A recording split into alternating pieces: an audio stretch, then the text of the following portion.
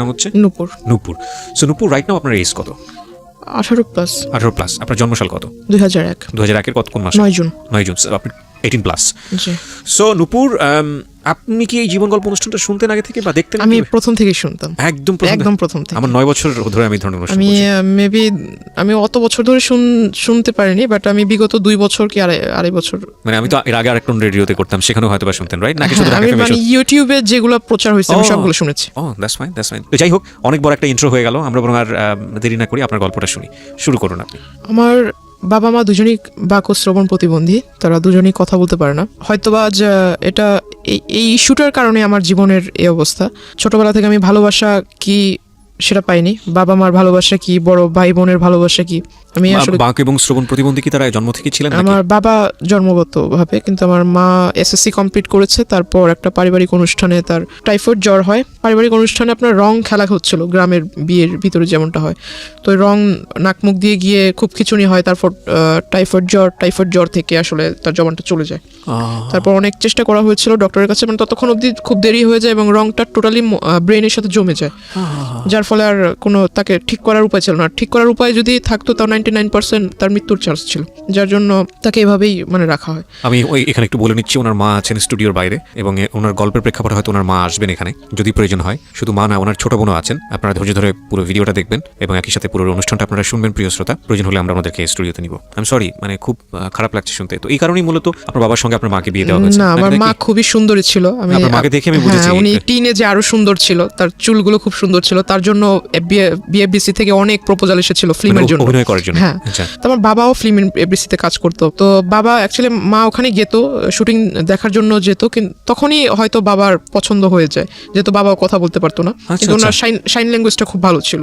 আচ্ছা আচ্ছা। তো বাবা মাকে দেখে পছন্দ করে ফেলে। এক পর্যায়ে আমার মার পিছু করতে করতে আমার বাড়িতে চলে আসে, সে মানে মুখের উপরে বিয়ের প্রপোজাল দিয়ে ফেলে। কিন্তু এখানে আমার বাবা আসলে এটাকে ভালোবাসা বলে কিনা জানি না, বাবা একটা রং করেছিল, আমার দৃষ্টিতে এটা রং। তার প্রথম বিবাহ হয়েছিল, তার বাবা মা মানে আমার দাদা দাদি ফোর্স করে বিবাহটা করিয়েছিল, যার ফলে সে ওটা তার মানুষ বলে না যে আমাকে জোর করে বিয়ে দেওয়া হয়েছে, বাবা মার ইচ্ছাতে বিয়ে করলাম।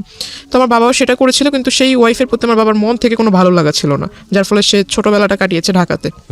তো আমার আম্মুকে সে খুব পছন্দ করতো, আর ওটাই আমার আম্মুকে বলা যায় যে আমার আম্মুকে মন থেকে সে পছন্দ করে বিয়ে করেছে। এটা আমার ফ্যামিলির কেউ জানতো না। যখন আমি আমার আম্মুর পেটে, তখন মেবি বিষয়টা একটু একটু ফ্ল্যাশ হয় যে আমার বাবা এখানে রেগুলার আসে, হঠাৎ হঠাৎ কোথায় চলে যায়, কোথায় থাকে সে। আস্তে আস্তে যখন আমার জন্ম হয়, তখন আমার আম্মুর বিয়েতে যারা সাক্ষী ছিল বা বাবার ফ্রেন্ড ছিল যারা কথা বলতে পারে না, সেখান থেকে একটা জিনিস লিক হয় যে তার দেশের বাড়িতে ওয়াইফ আছে, তাদের ছেলে মেয়েও আছে। তখন আমার বাবা আসলে এটা টোটালি খোলসা করে সবার কাছে বলে যে আমি আসলে ওকে ভালোবাসতাম, ওকে যদি এটা বলতাম তাহলে তো তাকে বিয়ে করতে পারতাম না। তখন বিষয়টা আসলে ওপেন হয়।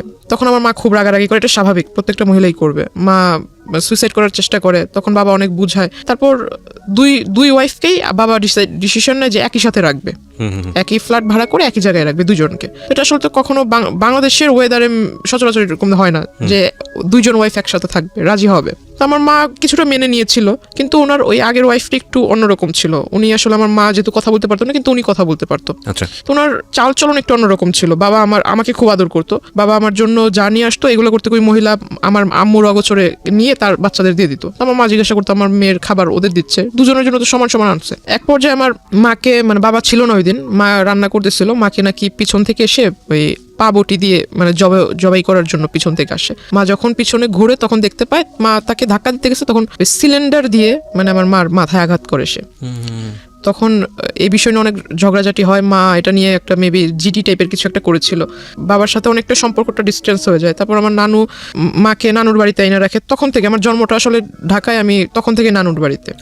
দাদাকে, দাদার ভালোবাসা কি, দাদুর ভালোবাসা কি, চাচার ভালোবাসা কি, আমি আসলে এগুলো পাইনি। মানুষ বলে না যে কেউ যদি মানুষ হয় দাদার বাড়িতে থাকলেই ভালোভাবে মানুষ হতে পারে, নানা নানির বাসায় থাকলে ওইভাবে মানুষ হওয়া যায় না। আমার সবচাইতে বড় একটা আফসোস হলো যে আমি আমার মাকে কখনো মা বলে রাখতে পারিনি। কেন? কারণ শুনবে কিভাবে সে? যতটুকু শুনে ততটুকু হলো যে মা অন্য সবার সাথে সাইন ল্যাঙ্গুয়েজে কথা বলে। আমার যখন খাবারের সময় হয় তখন আমাকে মানে জান্নাত তো বলতে পারে না, তবে নূপুর শব্দটা একটু বোঝা যায় সে যখন বলে। তো নুপুর বলে ডাকে, ওটা আমি বুঝি। আর আমি যদি তাকে যাই বলবো না কেন, সে সবই বোঝে। আমি আমার মার বাবার সবার কথা মানে একদম ভালোভাবে বুঝি। আমি যখন অন্যদের দিকে দেখি যে তারা বাবা মাকে কোনো কিছু চাওয়ার হলে, বাবা আমার এটা লাগবে, বাবা ওটা লাগবে, মাকে বলবে কোনো প্রবলেম হলে বাবা মার সাথে শেয়ার করবে, আসলে আমার লাইফে আমি ওগুলোর কখনো সুযোগ হয়নি। Just because of language barrier. তাছাড়া আমার যেহেতু আমি বড় ছিলাম, আমার পর আমার 3টা ভাই মারা যায়। ও কি বলো ওটাকে, ভূমিষ্ঠ মানে হতো? ডেলিভারি টাইমটা হতো, হ্যাঁ। তখনই আমার আম্মুর মানে জ্বর হয়ে যেত, প্রচুর জ্বর হয়ে যেত। জ্বরের ফলে বেবিটা ভিতরে বয়েল হয়ে যেত, মানে একদম মানে যখন ভূমিষ্ঠ হতো তখন ডক্টর আমাকে দেখিয়েছে, আমার মার হাই প্রেশার। তো আম্মুকে কখন এটা ডক্টর দেখায়নি, তিনটা বাচ্চাই দেখায়নি, আমাকে দেখিয়েছে, আমি কোলে নিয়েছি। যখন হাতে টাচ করেছি চামড়াটা উঠালে এভাবে উপরে উঠতো, ভিতরেই সিদ্ধ হয়ে গিয়েছে।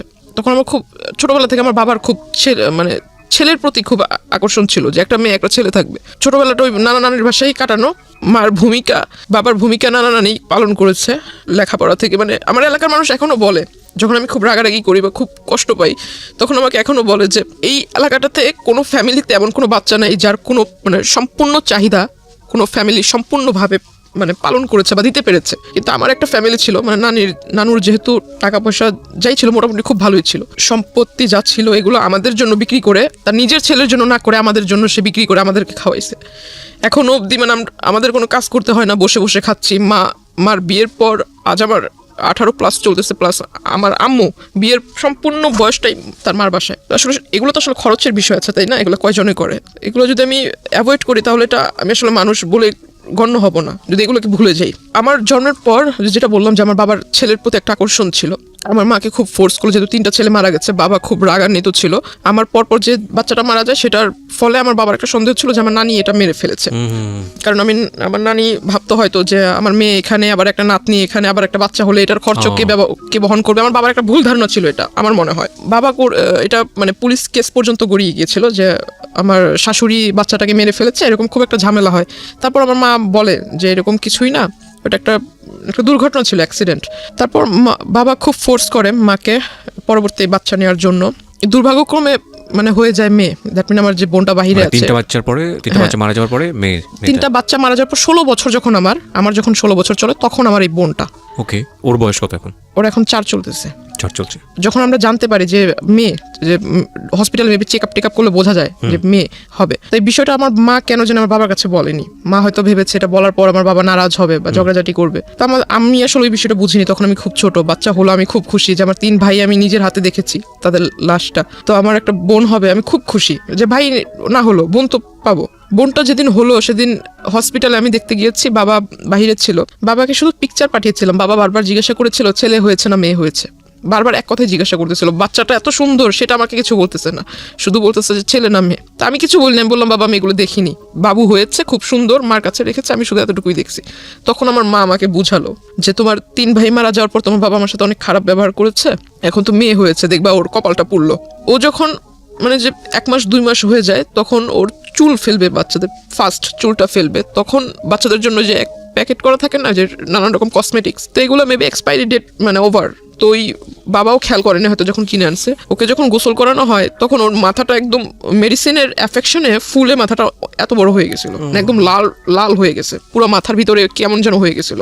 ও একটা না 1 সপ্তাহ অসুস্থ ছিল, হসপিটালে আমরা দৌড়াদৌড়ি করছি। তো হঠাৎ করে আমার বাবা দেশে আসে, কিছুদিন পর বাবা দেশে আসে, বাবাকে বললাম যে এই ঘটনা, বাবা কোথায় বাচ্চাকে দেখবে, কোলে নিবে, মানে এগুলো না হয়ে সে ঢুকেই বলতেছে ছেলে হয়েছে না মেয়ে হয়েছে, মাকে জিজ্ঞাসা করতেছে। মা বলতেছে মাথা নিচু করে মেয়ে হয়েছে।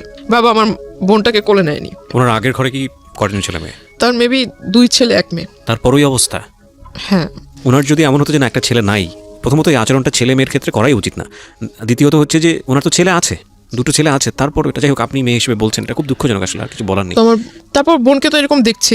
বড় সমস্যা হলো যে আমি ছোট থেকে একাকিত্ব, মানে নিজেকে সবসময় একা করে রাখতাম।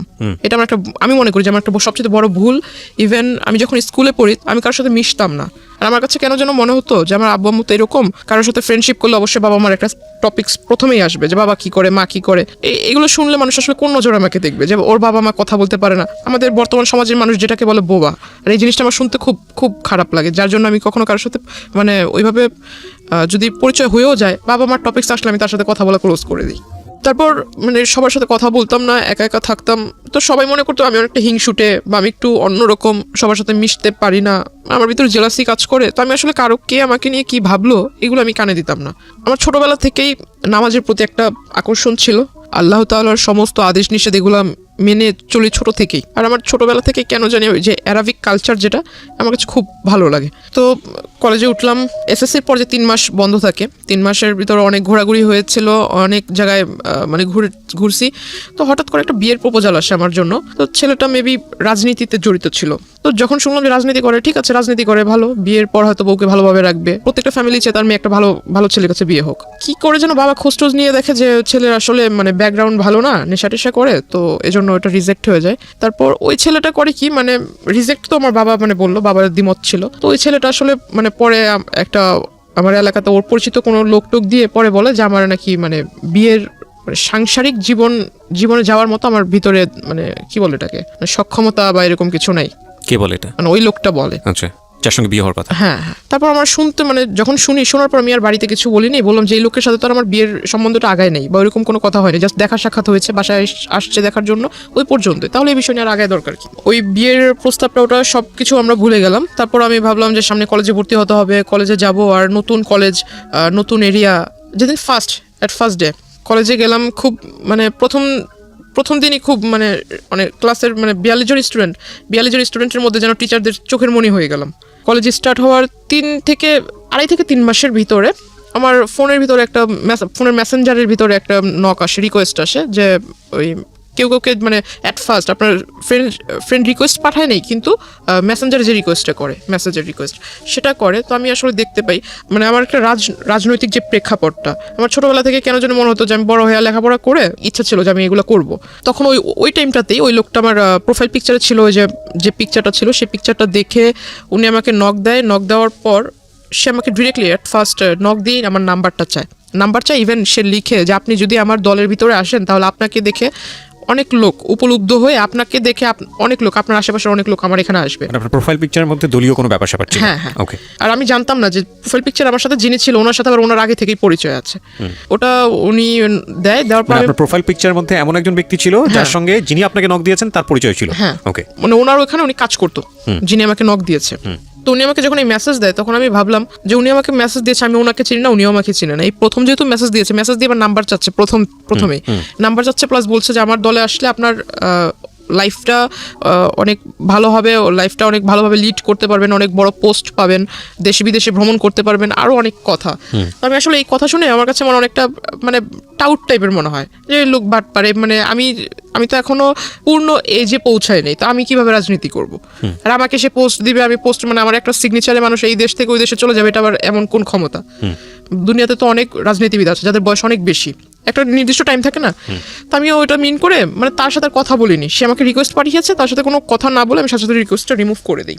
অনেক দিন যায়, সে আবার অন্য একটা আইডি থেকে রিকোয়েস্ট মানে ওইভাবে রিকোয়েস্ট করে সেম কথা বলে। তখন আমি বুঝতে পারি যে অন্য আইডি হলে কি হবে, লেখা তো সেম, নাম্বারটাও সেম, আমি ওটা রিমুভ করে দিই। তারপর সে আমাকে সে একটা কাজ করেছিল যে আমার ফেসবুকের ভিতরে যে পিকচারগুলো আমি আপলোড দিতাম সেগুলো সবকিছু পাবলিক ছিল। পাবলিক থাকলে মেবি লাইক টেক বেশি আসে এরকম কিছু।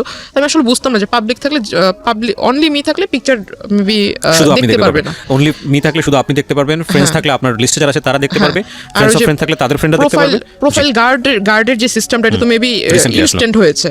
তো তখন প্রোফাইল পিকচারে ওইরকম লকটক সিস্টেম ছিল না, পিকচারটা সে ডাউনলোড করে রেখেছে, ডাউনলোড করে মেবি ওই যে প্রিন্ট আকারে বের করেছে। তারপর আমার ওখানে ইউনিফর্ম পরা কিছু ছবি ছিল, ইউনিফর্মের সাথে আপনার যে আইডি কার্ডের যে লেসটা হয়, লেসের ভিতরে কলেজের নাম ছিল, সে সমস্ত কিছু ডাউনলোড করে মানে টোটালি অ্যাডভান্স ছিল। কোন পিকচারে মানে কোন ডেটে কোন পিকচার ছেড়েছি, আজকে একটা পিকচার ছেড়েছি, যে কমেন্ট করেছে সে কালকের পিকচারে স্টাডি করেছে, হ্যাঁ সমস্ত কিছু সে নোট করেছে, প্লাস স্ক্রিনশট রেখেছে কারা মানে রেগুলার কমেন্ট করে, লাইক করে, প্লাস ওইখানে আপনার লাইক কমেন্ট অ্যান্ড স্মাইলি দেওয়ার সিস্টেম আছে, লাভ চিহ্নর মেবি একটা রিঅ্যাকশন আছে, ওইরকম কারা দেয়, হ্যাঁ সমস্ত কিছু। সে একটা মানে তার একটা স্বভাব ছিল কি সবকিছু লিখে মানে কাগজ কলম তার কাছে মানে সবকিছু লেখার ভিতরে সে এক্সপার্ট ছিল। তো এরকম নোট করে রাখে, ছবি প্রিন্ট করে রাখে, যা যা ছবি ছিল সমস্ত ছবি সে ডাউনলোড করে। তারপর যে কলেজের ছবিটা ছিল সেই ছবিটা নিয়ে আমার কলেজে যায়, কলেজে যাওয়ার পর এটা খুঁজে, কলেজের ওইখানে আমাদের সিস্টেম ছিল যে বাহিরের কেউ আসতে পারবে না, প্লাস কোনো গার্ডিয়ান ভিতরে আসতে পারবে না, গার্ডিয়ান যদি আসে তাহলে গেটের বাইরে থাকতে হবে, টাইম হয়ে যাবে ছুটির তখন নিয়ে যাবে। তো সে করতো কি যে কলেজ গেটের এখানে যারা পাহারাদার থাকতো, আনসার টাইপের কিছু লোক ছিল, তো এদেরকে পিকচার দেখাতো। এখন স্টুডেন্ট অনেক, কয়জন রে ওই দারোয়ানরা মনে রাখবে, তো এটা আসলে পসিবল হয় না। সে করতো কি, রোডের ওই পার অপোজিটে ছিল আপনার ছোট একটা ক্যাফে শপ, সেখানে মানে আমি কখনো আসলে যেতাম না। তো ওইখানে এসে মানে ভিতরে গ্লাস সিস্টেম ছিল, ভিতরে বসে বাইরে দেখা যাবে কিন্তু বাইরে থেকে কেউ বুঝতে পারবে না যে ভিতরে কেউ আছে কিনা, এমন সিস্টেম ছিল। তো সে ভিতর থেকে আমাকে ফলো করতো। ইভেন সে দারোয়ানকে আর ওই ক্যাফের ওই যারা সার্ভিস করে, সার্ভ টার্ভ করে, ওয়েটার, এদেরকে মানে টাকা দিয়ে রেখেছিল। যে এটা তো আপনি একদম পরে গিয়ে জেনেছেন, ইনিশিয়ালি তো আপনি এগুলো জানতে পারেননি যখন তার সঙ্গে আপনার পরিচয় হয়েছে বা সামথিং, আমি গেস করছি যে কিছু একটা হয়েছে। ইনিশিয়ালি আপনাকে নক করলো কিভাবে, সেদিকে একটু জান প্লিজ। হ্যাঁ, তো মানে তার সাথে আমার কিভাবে পরিচয় হয় এটা, সো এই জায়গাটাই জান। আচ্ছা, তারপরে কিন্তু আপনি জানতে পেরেছেন তখন আমি ফলো করি, মানে সে যে দোকানে বসে থাকতো তখন আমি এটা ফলো করছি বেশ কয়েকদিন। কারণ যে তার প্রথম আইডি থেকে যখন আমাকে নক করে, সেখানে পিকচার ছিল পাসপোর্ট সাইজ, মানে সে আরো মেবি আরো 10 বছর আগে পিকচার তুলেছিল সেই পাসপোর্ট সাইজের ছবি, কিন্তু সে বর্তমানে যেরকম দেখতে এমন কোনো পিকচার ছিল না। আর তার প্রোফাইলে যেহেতু তার সাথে আমার ফেসবুক ফ্রেন্ডশিপ ছিল না, তো তার ওইখানে ঢুকে জাস্ট তার অতীতের যে কিছু কিছু পোস্ট সেটা দেখতে পাচ্ছিলাম। রিসেন্টলি যে পোস্টগুলো আপলোড করেছে এগুলো দেখার কোনো সুযোগ ছিল না আমার জন্য। পিকচারে যেটা দেখেছিলাম, প্রোফাইল পিকচারে কিছু কিছু আইডিয়া ছিল। যদি আমি তার ওই ড্রেস আপ বাদ দিয়ে শুধু ফেসটার দিকে ফোকাস করি, গুগলস বাদ দিয়ে যদি ফেসটাকে দেখি, তো কিছুটা মিল পাচ্ছিলাম। এই লোক আমাকে নক করেছিল, আর এই লোকটাই প্রতিদিন এভাবে এই জায়গায় দাঁড়িয়ে থাকে, এইভাবে আমার দিকে তাকিয়ে থাকে। অনেক মেয়েই তো আছে, সে আমাকে দেখে দেখে মুস্কি হাসির মানে কি, তাই না? এটা কিছু কিছু তো বুঝতে পারি। তাকে ওটা দেখলাম, অনেকদিন লক্ষ্য করলাম। হঠাৎ একদিন সে আমাকে ডাকে, আমাকে আমার নাম ধরেই ডাকে, প্রোফাইলে যে নাম ছিল সে নাম ধরে ডাকে। তখন আমি মানে একদম শিওর যে এই লোককে তো এতদিন আমি সন্দেহ করছিলাম, আসলে সে আমার জন্য এখানে আসছে, এটা তখন বুঝতে পারলাম। তারপর ওই দিন আর তাকে রেসপন্স দেইনি। কিন্তু ইন দ্য মিন টাইম নিশ্চয়ই আপনার লোকটার সঙ্গে কোনো কথোপকথন হয়েছে, না, যে কারণে সেখানে আসছে, নাকি শুধুমাত্র হাই হ্যালো? ওই ছবি দেখে, হাই হ্যালো ছবি দেখি সে আপনাকে ফলো করছে? মানে সে তো আমাকে নক করেছে ফেসবুকে অনেকবার, কিন্তু আমি তাকে রেসপন্স দেইনি। আচ্ছা, সে ওই পিকচার দেখেই মানে কনফার্ম হওয়ার জন্য এখানে আসছে। ওকে। প্লাস সে করেছে কি, যে কয়দিন আমার সাথে মানে প্রথম দিকে আমার সাথে যখন কথা বলার চান্সটা হয়নি, সে করেছে কি, আমার সাথে যাদের পিকচার ছিল আপলোড করেছিলাম, যারা সেকেন্ড ইয়ারের স্টুডেন্ট ছিল, এদের সাথে একটা ভালো কম্বিনেশন করে ফেলেছে। কিভাবে কম্বিনেশন করেছে, সে পরিচয় দিয়েছে সে আমার দাদু, আপন দাদু। আমার বাবা মা দেশের বাইরে থাকে। আর আমি যেটা করেছিলাম, আপনাকে প্রথমে বলেছিলাম যে আমার অ্যারাবিক কালচারের প্রতি একটা মানে কি বলে এটা, ঝোঁক ছিল, ভালোবাসা ছিল, মানে ওটা আমি মেনটেন করতাম আর কি। তো আমি করেছিলাম যে যারা, তখন আমি আসলে বুঝতাম না, আইডিটা যেহেতু আমার ক্লাস 8 থেকে শুরু, তো আমি আসলে বুঝতাম না। আমি অনেকেরই দেখেছি যে ফেক আইডি তৈরি করে, তখন বুঝতাম না ফেক আইডি কি। অনেকে অনেক রকম ডিটেলস দেয় যে আমি থাকি এখানে কিন্তু অ্যাড্রেস দেয় অন্য জায়গায়। তো আমি যেহেতু অ্যারাবিক কান্ট্রি লাইক করতাম, তো আমি করেছিলাম কি, ইউনাইটেড মানে আপনার দুবাইয়ের একটা অ্যাড্রেস দিয়েছিলাম, স্কুলও ওইখানকার দিয়েছিলাম। তো আমি মানে আরবিতেও ভালো, ইংরেজিতে মোটামুটি ভালো, বাংলায়ও ভালো। তো আমার মানে এটা দিলে কে এটা দেখতে আসবে, আমার ধারণা ছিল এরকম। আর আইডিটাও খুলে দিয়েছিল আমার এক ভাগিনা, তো আসলে পাসওয়ার্ড টাসওয়ার্ড সবও জানতো। এগুলোর প্রতি এটা যে আসলে ইম্পর্টেন্ট এটা আর আমার মাথায় ছিল না। সে ওই জিনিসটা আসলে নোটিস করেছে যে আমি দুবাইয়ের নাগরিক, আমার বাবা মা ওখানে থাকে, সেও এটা পরিচয়। ঠিক আছে, আমার বাবা মা দুবাইতে থাকে, আমি ওইখানে স্কুলে লেখাপড়া করেছি, বাংলাদেশে আসছি বড় হয়ে, এখন এখানে কলেজে পড়তেছি। সে জানে না যে আমি Bangladeshi high school and primary level পার করেছি। সে মনে করছে আমি দুবাইতে লেখাপড়া করেছি, দুবাইয়ের নাগরিক, সিটিজেনশিপ আছে, তার ফিলিংস ছিল এরকমটা। তো সে করে কি, সেকেন্ড ইয়ারের যে মেয়েরা ছিল তাদের সবার কাছ থেকেই মানে সে ডিটেলস নেয় যে আমি আসলে কোন টাইমে কলেজে আসি, আমার সাথে আসলে কারো অ্যাফেয়ার আছে কিনা, আমি যখন কলেজে আসি কোনো ছেলে টেলে আমাকে আগায় দিতে আসে কিনা, এভরিথিং ডিটেলস সে নেয়। প্লাস আমার কোনো গার্ডিয়ান কোনোদিন কলেজে এসেছে কিনা। তখন 2-1 মেয়ে বলে যে হ্যাঁ ওর সাথে তো একজন মহিলা এসেছিল, দ্যাট মিন আমার মার কথা, একজন মহিলা এসেছিল, সাথে বেবি ছিল। তো ওই লোক বলছে যে ওর মানে কোন মহিলা এসেছিল আইডিয়া আছে কিনা। তো আপনার সঙ্গে এগুলো আপনি জেনেছেন কিভাবে? মানে ওই মেয়েদের কাছ থেকে। আচ্ছা, ওই মেয়েরা এসে আপনাকে নক করেছে? মানে ওরা মেয়েদের সাথে, আমার সাথে তো তার কথা হচ্ছে না, কিন্তু ওই মেয়েদের সাথে সে ভালো একটা কন্ট্রিবিউশন করে ফেলছে। সো পরবর্তীতে মেয়েরা এসে আপনাকে এটা বলেছে? আমাকে বলেছে, মানে যেমন গতকালকে ঘটনা ঘটেছে, আজকে যেন এসে যেরকম একজন তোমাকে খোঁজ করছিল। ওকে, আমাকে বলছে, পরে আমি জানতে পারলাম। তো ওরা বলছে যে ওর মা, তো উনি বলছে যে ওর মা কিভাবে হবে, ওর মা বাবা তো দুজনেই দুবাইতে থাকে, আমি ওর দাদু, আপন দাদু, আমি শুধু বাংলাদেশে। ওর সমস্ত দেখাশোনা সমস্ত কিছু আমি করি, ওর লেখাপড়ার খরচ বাবদ সবকিছু আমি বহন করি, বাবা মা বাইরে থাকে। তখন আমাকে বললো যে তুমি ওই দিন যে মহিলা আসছে, তো আসলেই কি উনি তোমার আম্মু? তো আমি বললাম হ্যাঁ, এতে সন্দেহ আছে নাকি? পরের দিন আমি আমার মাকে বোনকে, নানুকে বললাম যে তোমরা একটু কলেজে আইসো, আমার টিফিন পিরিয়ডের পরে কলেজে এসো। তারা গিয়েছে, তখন আমি সবাইকে দেখালাম যে আমার আম্মু, এটা হলো আমার নানু। তো সবাই বলতেছে তুমি এত স্মার্টলি চলাফেরা করো, তোমার নানু এরকম কেন? এখন কাউকে আর বুঝাইতে পারি না যে আমার নানু তো হলো গ্রামের মহিলা, কারণ সে যেভাবে চলা পছন্দ করে সেভাবেই চলবে। তো সবার ভিতরে একটা ডাউট ছিল যে আমি হয়তো মানে একদম লোয়ার ক্লাস, মিডল ক্লাস যেমনটা থাকে, মিডল তো একটু উচ্চবিত্ত, মেবি মধ্যবিত্ত, লোয়ার ক্লাসে যেমন থাকে, যে ওইখান থেকে উঠে এসে হয়তো একটু পার্ট নিচ্ছি, এমন একটা ধারণা ছিল। কারণ ওই যে আমার দাদু সেজেছে, সে অনেক কিছু মিসআন্ডারস্ট্যান্ডিং তাদের ভিতরে তৈরি করে দিছে। এখন সবাই আমাকে একটু অন্য নজরে দেখছিল যে আমি আসলে মিথ্যা বলছি, এটা সেটা, সবাই একে অপরের সাথে মানে টুকি ঝুঁকি করে কথা বলছিল। আমাকে যখনই কেউ দেখে তখনই আমার সামনে একজন আরেকজনের কানে কানে কথা বলে, তখন আমার কাছে একটু সন্দেহ হলো। এই গতকাল ওই লোকের কথা শুনলাম, ওই লোককে সন্দেহ করতেছিলাম, সন্দেহটা বাস্তবায়ন হলো। আবার এখন এরা আমাকে, এতদিন এরা আমার সাথে কথা বলার জন্য সামনে আসতো, গায়ে পড়ে কথা বলবে, আমি কথা বলতাম না। এখন মানে এরাই আমাকে দেখে মানে একজন আরেকজনের কানে কানে কথা বলছে, নিশ্চয়ই মেবি বাজে কিছু। তখন জানতে পারলাম, জিজ্ঞাসা করলাম সেকেন্ড ইয়ারের একজনকে, যা জিজ্ঞাসা করলাম যে কি হয়েছে, তোমরা তো আমার মানে তোমরা পারো না আমাকে তোমাদের ক্লাসে টাইনা নিয়ে যায় মানে একসাথে বসায় রাখ, তো তোমরা এখন আমার কাছ থেকে দূরে দূরে সরছো, আমার সাথে কথা বলছো না, কারণ কি? তখন আমাকে তাদের ফোন বের করে দেখালো, এই যে দেখো। দেখে আসলে খুব রাগ হয়েছিল, দেখলাম যে একটা ফেক আইডি তৈরি হয়েছে খুব রিসেন্টলি, মানে এক মাস এরকম হবে। সেখানে লেখা তার নাম অর্ধেক, আমার নাম অর্ধেক। প্রথমে তার নামের অর্ধেকটুকু, পরে আমার নামের অর্ধেকটুকু মিলিয়ে একটা আইডি তৈরি করেছে। এখন একটা পিকচার, যে কিছু কিছু সহজ যেগুলো বোঝার উপায়, যে আপনার সফটওয়্যার আছে যে কলেজ মেকার বলে, যাই হোক, ওই পিকচার মানে এই পাশে একটা ছবি বসানো, এই পাশে একটা ছবি দেখাই যাচ্ছে, বুঝতেই পারতেছি যে এখানে একটা বসেছে, এই জায়গায় একটা এডিট করা হয়েছে। তো আসলে এটা ওরা সেকেন্ডারি স্টুডেন্ট, ওদের মাথায় কেন ঢোকে নেই আমি জানি না। তখন আমি বললাম, এটা তোমরা নিজেরাই দেখছো যে পিকচারটা এরকম করে বসানো হয়েছে, তো এটা আসলে যেভাবে বলছে এরকম তো ঠিক না। আর তোমরাই বলতেছো ওই লোক তোমাদের কাছে পরিচয় দিচ্ছে আমার দাদু, তারপর এখানে লেখা যে হাজব্যান্ড ওয়াইফ, তাহলে তোমরা এটা কিভাবে মানছো? ওইখানে লেখা ছিল হাজব্যান্ড ওয়াইফ। হ্যাঁ, হাজব্যান্ড ওয়াইফ, তার সাথে আমার অনেক আগে থেকে রিলেশন, সে আমাকে বিয়ে করবে, বিয়ে করে নাই, বিয়ে করবে, কিন্তু হাজব্যান্ড ওয়াইফ, ওই যে এনগেজ করলে মানুষ বলে না যে অলরেডি বিয়ে হয়ে গেছে, এরকম টাইপের, যে কাবিন করে যখন আংটি পরালে মেবি, এরকম কিছু একটা ইন রিলেশনশিপ রেখা ছিল এরকম। তো আইডিটার ভিতর বেশি কয়েকটা ছবি ছিল না, তবে আমার প্রোফাইলে যে কিছু ছবি ছেড়েছিলাম এখান থেকে কিছুটা ওইখানে দেখেছি। তখন পর্যন্ত ওই লোকটার সঙ্গে আপনার কোনো কথা হয়নি। তারপরে যে আমি তার সাথে মানে একটা আগ্রহ জাগলো, তার সাথে এবার কথা বলবো, এতদিন সে আমাকে ফলো করছিল, এবার আমি তার সাথে মানে সামনাসামনি কথা বলবো।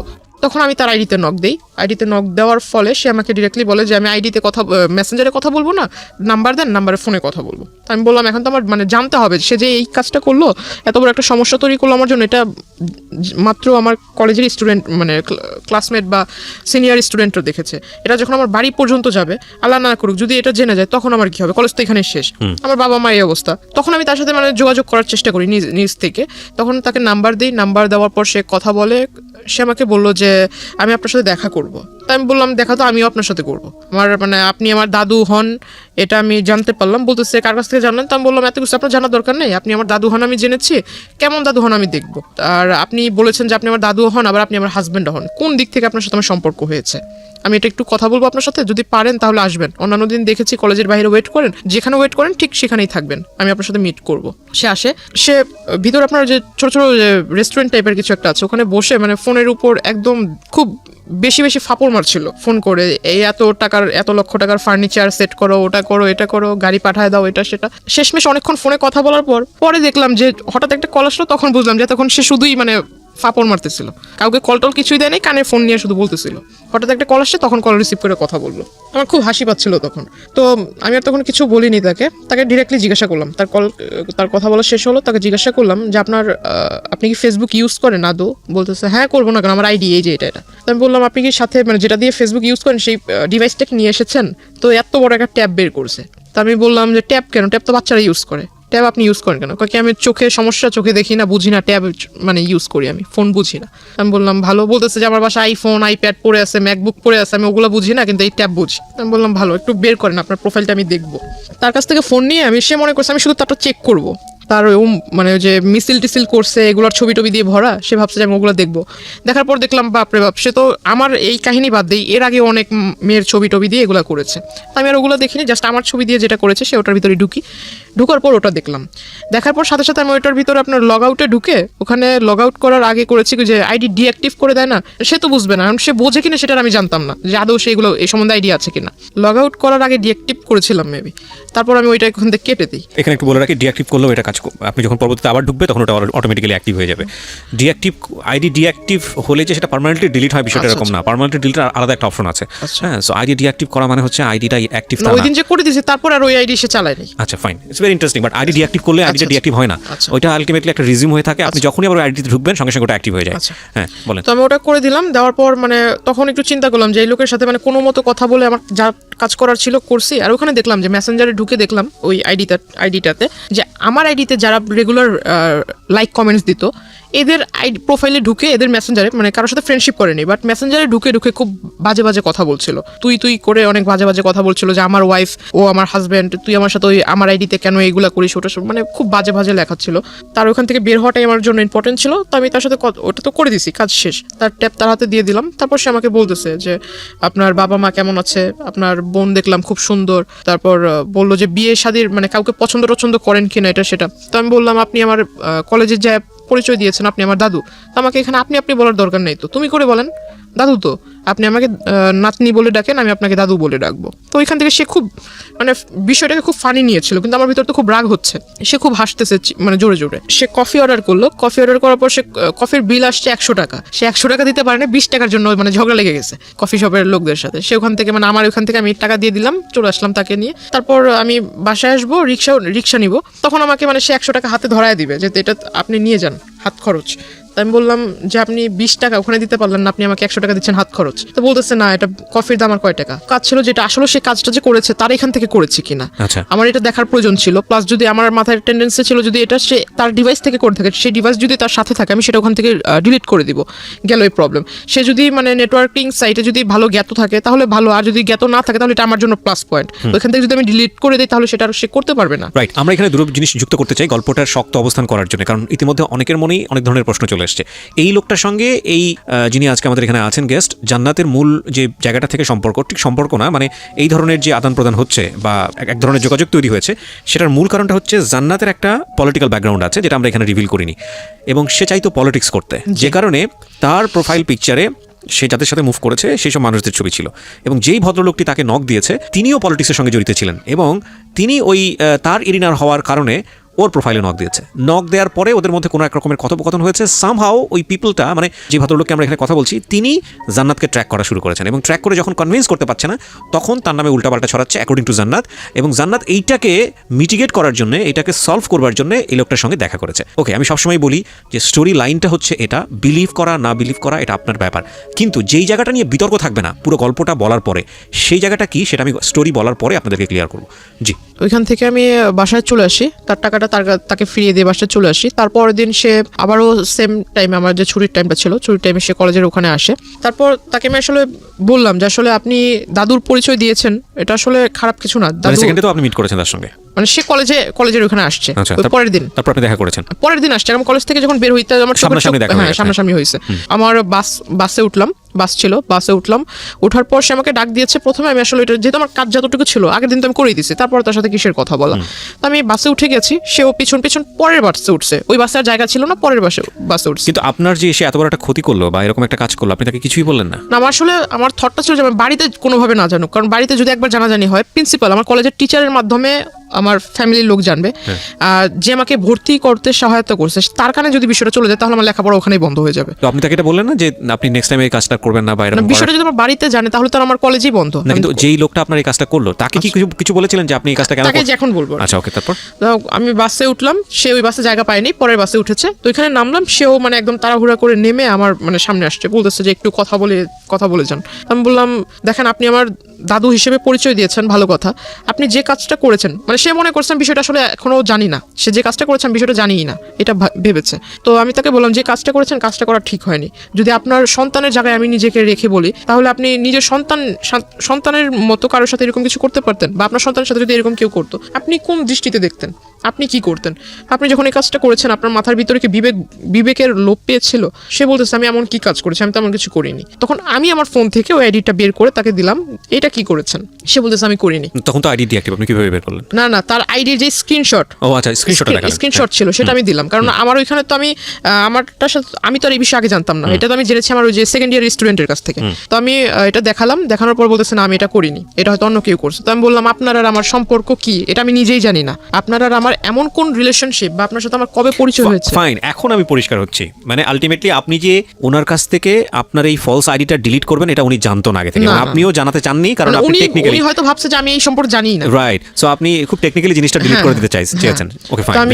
আমি তাকে যখন দেখাই স্ক্রিনশটটা, সে বলতেছে যে না আমি এটা করিনি। তো আমি বললাম যে দেখেন, মানুষ মানেই মরণশীল, মরতে হবে। আর আপনি যেভাবে মানে ডায়লগ মারেন, এগুলো আসলে আমার সামনে, আমি আসলে যেটা বললাম যে আমি স্ট্রেট ফরওয়ার্ড কথা বলি, এতে যদি কারো খারাপ লাগে আমার কিচ্ছু যায় আসে না, খারাপকে আমি খারাপ বলবো। আমি তাকে মুখের উপরে বলছি যে এইসব ভণ্ডামি ছেড়ে ভালো হন, রাজনীতি করেন বলে যে আপনার প্রভাব আমাকে খাটাবেন বা আপনি আমাকে উমুকের ভয় দেখাবেন, আমি কিন্তু এতে ভয় পাবো না। আর এইসব কথা আমাকে বললেন না। আর যে কাজটা করেছেন কাজটা মোটেও ঠিক হয়নি। আপনাকে আমি সাবধান করব কিভাবে সেটা জানি না, তবে আমি আপনাকে অ্যালার্ট করবো যে আপনি এই কাজটা কখনো করেন না। আপনার কাছে একটা রিকোয়েস্ট থাকবে যে আমার কলেজের এখানে সেইভাবে মানে মানুষের সামনে নাম ধরে ডাকা, এই জিনিসটা আমার নিজের কাছেও খারাপ লাগে, আর অন্য 10 জন দেখলে সে তো ভালো কিছু ভাববে না খারাপ ছাড়া। যেহেতু আমি মেয়ে, ছেলে হলে এক কথা। বয়সে উনি কি দাদুর মতোই ছিল? 65। ও ওকে, উনি 65, আপনি 16 তখন, রাইট? কিন্তু সে নিজেকে মানে সে আমার সাথে যখন মিট হয় তখন নিজেকে মানে একদম ওই যে টিনেজারদের মতো, মানে কেউ ড্রেস আপ চেঞ্জ করলে তো আর সে টিনেজার হবে না। ওকে, বোঝা যায় আর কি জিনিসটা। হ্যাঁ, ড্রেস আপ, করে। হ্যাঁ ওইরকম ড্রেস আপ করে আসতো। এগুলো তাকে বললাম, বলার পর সে আসলে হেসে উড়াইয়া দিল। মানে সে বলতেছে যে ঠিক আছে, তাহলে যেহেতু তুমি সবকিছু জানতে পেরেছো আর আমি একটা ভুল করেছি, তাহলে এটা কিভাবে মাফ চাইবো সবার সামনে? এই মানে এই মুহূর্তে রাস্তায় সবার সামনে কি পা ধরে মাফ চাবো? আমি বললাম যে এটা আপনি মূর্খের মতো কথা বলেন কেন? এমন একটা কাজ করেছেন, আপনার তো মানে লজ্জিত হওয়া উচিত, লজ্জা পাওয়া উচিত। আপনি আমাকে ভালোভাবে বলতে পারেন যে আমার ভুল হয়েছে, আমি জিনিসটা ভুল করে ফেলছি। আর আপনি যেভাবে বলছেন এটা তো আসলে মানে ভালো মানুষের মতো কথা হচ্ছে না। তাকে বলার পর তারপরও তার কোনো মানে ফিলিংস ছিল না যে আমি একটা অন্যায় করেছি এটা। তাকে আমি ওইখান থেকে আমি চলে আসি, তার সাথে আর কথা বলি। পিছন থেকে অনেক ডাক ছিল, আমি আর তার কথা সাড়া দিইনি, রিক্সায় করে চলে আসি। তার পরের দিন সে আসেনি। ওই দিন আমার কিছু মানে ক্লাসমেট ওরা আবার ওই যে আসার সময় আপনার ওইখানে স্ট্রিট হকাররা বসতো, আবার স্ট্রিট ফুড টুটও ভালো ছিল। তো ওরা করতো কি, ওইখানে একটা ঢালে এসে খাবার খেত, আইসক্রিম টেসক্রিম এগুলো সবাই আড্ডা দিত। তো আমাকে বলতেছে যে ঠিক আছে চলো, আজকে তোমার সাথে তো আমাদের ওইভাবে পরিচয় হয়নি বা ওইভাবে কথা টথা হয়নি কখনো, আমাদের সাথে চলো একটু, আধা ঘন্টা লেট হলে কিছু হবে না। তো আমার বাড়ি থেকে একটা ছিল, যখন কলেজ ছুটি হয়ে যাবে তার আধা ঘন্টার ভিতরে বাড়িতে থাকতে হবে। এখন সবসময় তার এটা পসিবল হয় না, কারণ রাস্তায় যদি জ্যাম থাকে আধা ঘন্টা একটু ওভার হইতে পারে। একটু ওভার হলে আমার বাসা থেকে আবার একটু রাগারাগি করতো, অন্য কিছু ভাবতো। তো আসলে পরে আমি ওই দিন একটু দেরি হয়ে গেছিল, ওই দিন 2টার মতো বেজে যায়।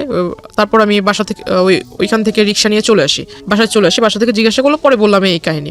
তখন অবধি শুধু, যেহেতু আমি ছোটবেলা থেকে সবকিছু আম্মুর সাথে মানে যে সাইন ল্যাঙ্গুয়েজে আমার কোনো কিছু যেটা করতে যাবো বা কোনো কিছু করার একটা স্টেপ নিয়েছি আম্মুর সাথে শেয়ার করতাম, কারণ আমি জানি যে আমার আম্মু আমি যা বলবো সেটা শুধু ভালো হলে আমাকে একটা ভালো সাজেশন দিবে, খারাপ হলেও বুঝাবে, কিন্তু কারোর সাথে এটা লিক করবে না। তো বাবার সাথে আমার সম্পর্ক ভালো, কিন্তু বাবার সাথে শেয়ার করার সাহস ছিল না, মার সাথেই করতাম। তো মাকে আমি অলরেডি বলে দিচ্ছি বিষয়টা, ছবি টবিও দেখালাম যে মা এই লোকে এই ঘটনাগুলো করছে। তো মা আমাকে বললো যে তুমি কলেজে যাবা, ড্রেস আপ, যেহেতু ওইখানে আবার বোরকার এলাও ছিল না, কলেজ ড্রেসের কালারের বোরকা এলাও না, ড্রেস আপ পরে যেতে হবে, কলেজ ড্রেস পরে যেতে হবে। তো বাসায় আম্মু আমাকে বললো কি যে তুমি ওই ব্যাগে করে যে নেকআপ ব্যাগে করে নিয়ে যাবা, রাস্তা পর্যন্ত যাবা, কলেজের গেটে ঢুকে নেকআপ খুলে ফেলবা, আবার কলেজ থেকে বের হয়ে নেকআপ পরে চলে আসবা, যাতে কেউ ফেস না দেখে। তো ওটা করলাম। এখন আমার মাথায় এটা ছিল না যে মানুষের চোখ দেখলেও মানুষকে চেনা যায়, যে আসলে চোখ দেখলে বোঝা যায় যে আমি ওই মানুষটাই এটা। তো সে কিভাবে আমার মানে ফলো করে ফেলছে ওই অবস্থাতেই। আমার নেকআপ টেকা বাঁধা ছিল, বাসে উঠে সনি হলের ওখানে নেমেছি, রিক্সায় দিয়ে 1 নম্বরে মাজার রোডে ঢালে চলে আসছি, সে দৌড়াইতে আসছে পিছন থেকে। এখানে একটা জিনিস খেয়াল রাখবেন প্রিয় শ্রোতা, ওনার না আছে কোনো আপন বড় ভাই, না আছে বাবার দিক থেকে কোনো হেল্প, মা আছেন তিনি আসলে বাক প্রতিবন্ধী, নানা এবং নানু বয়স হয়ে গেছে তাদের। সুতরাং এরকম একটা মেয়ে এরকম একটা বখাটে লোকের দ্বারা প্রতিনিয়ত হ্যারাসমেন্টের শিকার হচ্ছে। অ্যাকর্ডিং টু হার ওয়ার্ডস, যদি আমরা তাকে বিলিভ করি, তাকে তো একটা শেল্টার দিতে হবে, তাকে তো একটা সাপোর্ট দিতে হবে। অন্যান্য ভাই বোনদের ক্ষেত্রে হলে হয়তো এরকম হতো যে ভাইটা সাথে যাচ্ছে বা মাটা সাথে যাচ্ছে, তাকে গার্ড দিয়ে নিয়ে আসছে, ওর ক্ষেত্রে সেটা সম্ভব ছিল না। সো এগুলো একটু খেয়াল রাখবেন। জি বলেন। তারপর তো ওখান থেকে মানে চলে আসছে, সে পিছন থেকে দৌড়ায় আসছে, দৌড়ায় এসে মানে যে রিক্সার যে হুড যেটাকে বলে, এটা পিছন থেকে এরকম টান দিয়ে ধরছে। তো রিক্সাওয়ালা পিছনে যখন তাকাইছে, ওই লোক হঠাৎ করে সামনে এসে বলতেছে যে তোমার সাথে আমার কিছু কথা ছিল। তো আমি বললাম এটা কোন ধরনের সভ্যতা, আপনি মাঝ রাস্তার ভিতরে এরকম করে আসছেন, আর একটু পরে একটু আগায় গেলে আমার নদী পার হতে হবে। তো ওখানে আমার মানে দেখা গেছে আমাদের ওই পার থেকে অনেক লোক আসা যাওয়া করে, কোন একটা লোক যদি মানে দুর্ভাগ্যবশত দেখে ফেলে এরকম, আপনাকে আমি চিনি না, আপনি আমাকে ওইভাবে চিনেন না, এটা কিন্তু অন্য কেউ বুঝবে না, নিশ্চয়ই খারাপ একটা ধারণা করবে, আপনি এই কাজটা করছেন, এটা আসলে ভালো না।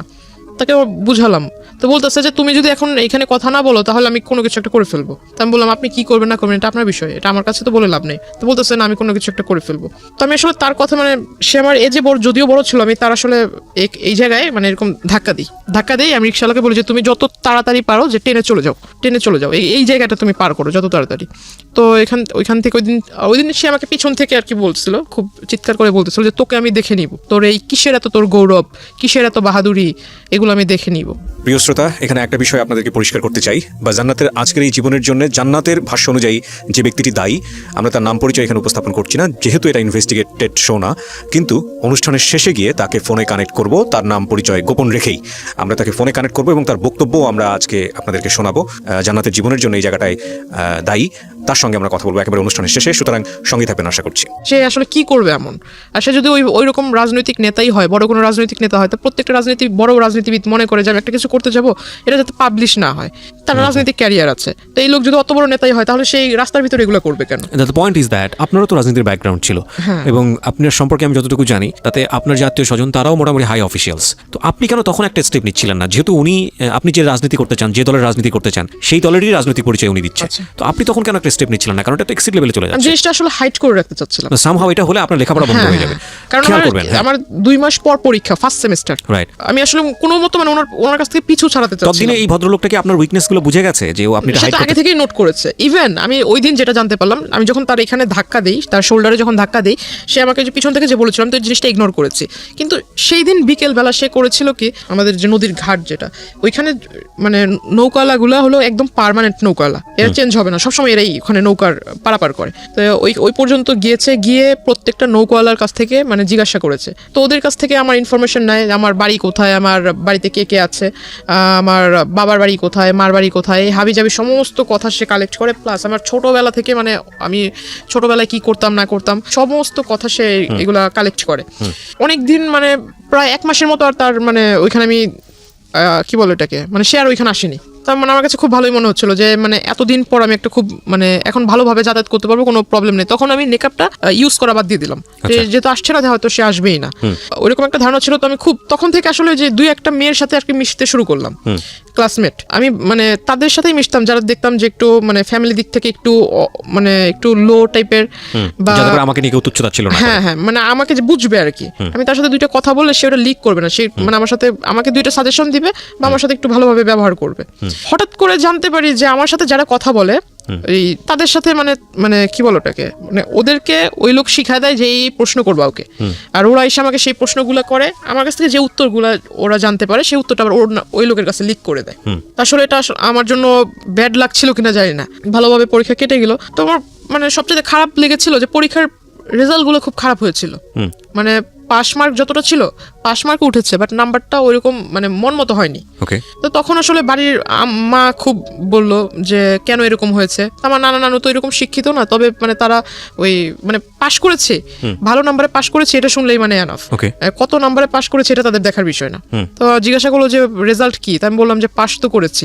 তারপর আর কিছু জিজ্ঞাসা করে না। তো মা আমাকে বললো, বাবা বললো যে নাম্বার এত কম কেন। এখন পুরোপুরি বলতে পারছি না যে এই ঘটনার ভিতরে আসলে লেখাপড়ার ভিতরে মনটা ওইভাবে যায়নি। তখন করতাম কি, আমি প্রতিনিয়ত নেটওয়ার্কিং সাইটটাতে আমার সাথে যারা অ্যাড ছিল কলেজে যেসব মেয়েরা অ্যাড ছিল তাদের ওইখানে মানে রেগুলার চেক করতাম যে আদৌ আবার নতুন করে কোনো আইডি তৈরি হয়েছে কিনা, আবার এরকম কোনো অপপ্রচার হচ্ছে কিনা, এই বিষয়টাতে খেয়াল করতাম। তখন দেখলাম যে না, এরকম হচ্ছে না। তখন আস্তে আস্তে পড়ালেখার ভিতরে একটু মন দিচ্ছি। পরীক্ষার রেজাল্ট হলো তার 2 মাস পর হঠাৎ আমার বাস স্টপে ওই কলেজ টাইমে যে টাইমটাতে আমি সেই টাইমটাতে সে ওখানে আসার পর আমাকে মানে ডিরেক্টলি অফার করে যে আমি আসলে তোমাকে বলতে পারিনি, এতদিন তোমার সামনে আসেনি ঠিক, কিন্তু দূর থেকে তোমাকে দেখেছি। হঠাৎ আমাকে বলে ফেললো তোমার বাড়ি অমুক জায়গায়, তুমি এভাবে বাড়িতে যাও, ওই নদী ক্রস করতে হয়, নৌকা পারাপার করতে হয়, অমুক বাড়ির পরে তোমার বাড়ি। টোটাল একটা কাগজের ভিতরে মানে যে জায়গা জমি নিয়ে যারাই করে তারা যে ম্যাপ আঁকায় না, রাস্তার ম্যাপ তৈরি করে, এরকম সে আমাকে একদম কলম দিয়ে রাস্তা আঁকায় এটাকে একদম দেখা দিচ্ছে যে এই নদী পার হওয়ার পর অমুক রাস্তা থেকে এই রাস্তা থেকে সেই রাস্তা, মানে দুনিয়া যত খোঁজ নেওয়া দরকার ছিল সমস্ত একটা পেজের ভিতরে সে আমাকে লিখে দিল। আমি দেখে আসলে অবাক হয়ে গেলাম। বলতেছে যে এনি টাইম আমি তোমার বাসায় যেয়ে মানে প্রপোজাল দিব।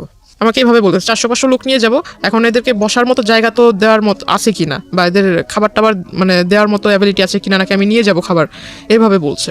আমি বললাম যে আপনি আসলে মানে ওই যে আমাদের ওখানে বলে যে যার বিয়ে তার খবর নাই পাড়াপড়শি ঘুম নাই, এই কথাটা তাকে আমি বললাম। তো আমি বললাম যে আপনার কাছে সবকিছু কি মজা মনে হয় নাকি, বাস্তবতা বলতে কি কিছুই নাই? তো এই কথাগুলো বলার প্রেক্ষিতে সে আসলে আমাকে জাস্ট বললো যে তোমাকে বলেছিলাম না যে তোমার এত কিসের গৌরব বা তুমি এত কিসের অহংকার করো, কিসের পাওয়ারে আমার সাথে আমাকে অ্যাভয়েড করতেছো, এটা আমি দেখায় দিব। আর আমি কি, তুমি যে আমাকে বললা যে আমি ভণ্ডামি করছি, এটা আমি দেখায় দিব। তো সে আসলে ওইখানে হঠাৎ একদিন মানে এই পাঞ্জাবি পরে কোটি টুটি পরে আমার বাড়িতে হাজির, দুপুর আনুমানিক 3টা বিকেলই বলা চলে, মানে আপনার বাসাতে? হ্যাঁ 3টার দিকে। শুধু বাড়িতে যখন ঢুকবে, আমার যেহেতু রাস্তার পাশে ঘর, চিকন রাস্তা ছিল, রাস্তার পাশে ঘর, বাহির থেকে বলছে যে আমি আসছি, এভাবে বলতেছে যে আমি আসছি। এখন আমার নানা তাকে জিজ্ঞাসা করতেছে ভাই আপনি কে, আপনি মানে কোথা থেকে আসলেন, আপনি কার ঘরে ঢুকবেন বা কাকে চাচ্ছেন, এরকম কিছু একটা। যেমন নানা একটু সোজা টাইপের মানুষ, সে জিজ্ঞাসা করতেছে কার ঘরে যাবেন, কাকে চাচ্ছেন, খুঁজতেছেন কাকে। সে আমার ছবি আমার নানাকে দেখাইছে। দ্য পয়েন্ট ইজ দ্যাট যে এতদিন ধরে আপনি গোপন করলেন যাতে করে ফ্যামিলিতে এই লোকটা না আসে, আপনার লেখাপড়া যাতে সে তো বন্ধ না চাচ্ছিল হয়, যে আমার ফ্যামিলিতে ঢুকবে, এবং শেষ পর্যন্ত কিন্তু সেটাই হচ্ছে। হ্যাঁ। So এগুলো একটু খেয়াল রাখবেন। আমি কেন বলছি যে যে জায়গাটিতে আমরা আসলে ফোকাস করতে চাই সেটা নিয়ে কোনো বিতর্ক থাকবে না। উনি যেগুলো বলছেন সেগুলো কতটুকু সত্য কতটুকু মিথ্যা সেটা নিয়ে বিতর্ক থাকতে পারে, cause this show is not investigative show. কিন্তু যেইটা পরিণতি সেটা নিয়ে তো কোনো বিতর্ক নাই। পরিণতিটা কেন হলো সেটাও বলবো আপনাদেরকে শেষের দিকে গিয়ে। যারা শুনছে তারা হয়তো বলবে যে এই ঘটনাটা মানে যেহেতু এখানে ওই দ্বিতীয় পক্ষ নেই, সো সেই হয়তো মানে যা নিজের মতো করে বলছে বলছে, নিজের ভালোটা বলতেছে, কিন্তু যে দ্বিতীয় পক্ষ তারও তো এখানে ভালো থাকতে পারে, Right. নিজের মানে খারাপটা গোপন রাখতেছে। আসলে এরকম কিছুই না। যারা শুনতেছেন আমি তাদের উদ্দেশ্যে বলবো যে আমি আসলে আমার লাইফে যেটা আমি ফেস করেছি এমনটা যাতে অন্য কারোর সাথে না ঘটে, এটা একটা মানে অ্যালার্ট করা হচ্ছে। সেটা তো আমাদের অনুষ্ঠানের উদ্দেশ্য। এবং আমরা সবসময় যেটা বলি যে দুই পক্ষ থাকলে এখানে বিষয়টা অন্যরকম হতো, এবং যাকে নিয়ে বলা হচ্ছে তার পরিচয় আমরা এখানে রিভিল করিনি, এটা আমাদের অনুষ্ঠানের জায়গা থেকে করিনি। কিন্তু এটা উনি ব্যক্তিগতভাবে করবেন কি করবেন না বা অন্য কোথাও হয়েছে কিনা সেটা নিয়ে আমাদের কোনো দায় নেই। কিন্তু আমাদের উদ্দেশ্যটা আসলে ওনার জীবন কি হয়েছে, কেন হয়েছে, সেই প্রেক্ষাপটটাকে আপনাদের সামনে তুলে ধরা। কাউকে হেয় করা, কাউকে নিয়ে আলোচনা সমালোচনা করা আমাদের উদ্দেশ্য না।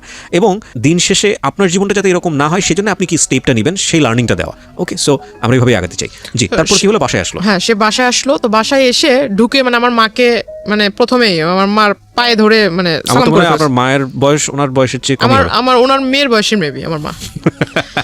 তো যাই হোক, আমার মার পায়ে ধরে সালাম করে ফেলছে। তো আমার মা মানে এমনিতে একটু রাগী, কারণ পুরুষ মানুষের সামনে সে আসে না।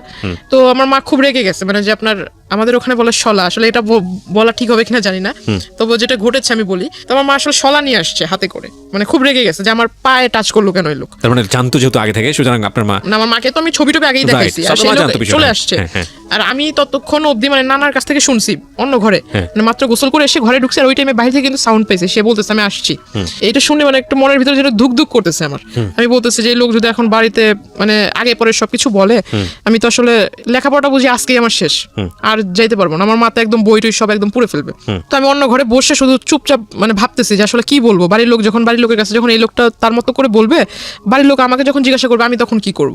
তখন ওই লোকের সামনে আমার মা শলা নিয়ে আসে মানে তাকে দেখাইতেছে শলা দিয়ে বাড়ি মারবে, মানে ঝাঁটা। হ্যাঁ, ওই শলা দিয়ে বাড়ি মারবে। তো ওই লোক বলতেছে যে মানে সে তার ইশারা বোঝে না, ইশারার কথা তো বোঝে না ওই লোক। আপনার মা সম্পর্কে তো জানতো যে উনি?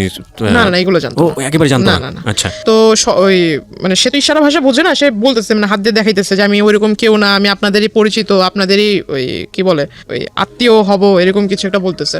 তো আমার মা আসলে তো মানে মা তো রেগে গেছে, হাতে নিয়ে মা বারবার বলতেছে তুই ঘর থেকে বেরো, ওকে, এরকমটা বলছে। তো আমি ওই ঘর থেকে আসলাম, আসার পর তাকে ডাইরেক্ট সবার সামনে জিজ্ঞাসা করলাম যে আপনি এখানে কি করে, মানে অ্যাড্রেস পেলেন কোথায়? বলতেছে যে বললাম না আমার কাছে কোনো কিছু অসম্ভব না, আমি তো সবকিছু জানি, তোমার সম্পর্কে সমস্ত কিছু জানি। মানে আমি আসলে খুব হতভম্ব। আমার নানা একবার আমার দিকে তাকায়, আমার নানু একবার আমার দিকে তাকায়, আমি একবার তাদের দিকে তাকাই, মানে তারা আমাকে গিলটি ভাবতেছে।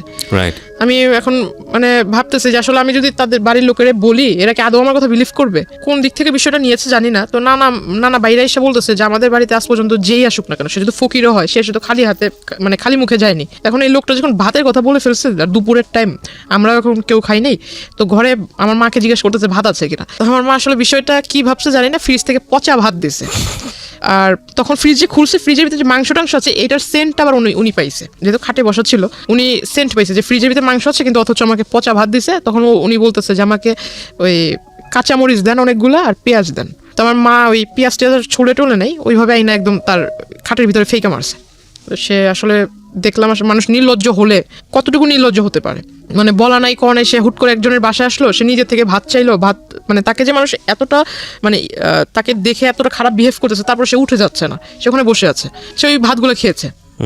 খাওয়ার পর আমার নানাকে বলতেছে, ভাই একটা কাগজ থাকলে কাগজ আমাকে দেন। তো পরে আমার নানা কাগজ এনে দিল, কাগজ এনে দেওয়ার পর সে লিখে দিল, আমার মাকে বলতেছে যে আপনার মেয়ে খুব ভালো, আপনার মেয়ে খুব মানে আপনার মেয়ের ভাগ্য খুব বড় হবে, আপনার মেয়ের ভবিষ্যৎটা খুব উজ্জ্বল হবে, আর যদি আপনি আপনাদের অনুমতি হয় তাহলে ও আমাদের দলে আসবে, দলে আসার পর দলের কাজ করবে, দলীয় কাজ করবে, তার ফলে আপনারা সবাই খুব ভালোভাবে থাকবেন, এরকম কিছু একটা বলতেছে। তো আমার মাকে যখন লিখে ওটা দিচ্ছে, আমার মা একদম কাগজ মানে যেটাকে কি বলে মানে হ্যাঁ ওর দুমড়ে মুছে ওর মুখের ভিতর মারছে। তারপর আমি ওনাকে মানে বাধ্য হই ওনার কলার ধরে বের করতে। তারপরও সে মানে তখন তার যে আমি একটা পুরুষ মানুষ, আসলে যে কোনো পুরুষ মানুষের কলার ধরে সে রাখবে, রাইট, কিন্তু আসলে তার তখন মুখের ভিতর হাসি ছিল, রাগ ছিল না। আমি যে তার সাথে মানে এরকম খারাপ আচরণ করছি, যদি আপনাকে বিলিভ করি তাহলে এটা বলতে হবে যে সে তো জেনেই আসছে তার সঙ্গে এরকম ব্যবহার হবে, সো হি নোজ এভরিথিং। দাবারগুটির চালটা কি হয়? দাবারগুটিতে চালটা হচ্ছে যে আমি যে চালটা দিব, এই চালের পরে কি চাল দিতে পারে সে 8টা 10টা অল্টারনেটিভ যে ভাবতে পারে, সে সবচেয়ে ভালো খেলে। মানে নিয়মটা হচ্ছে এটাই দাবা খেলার।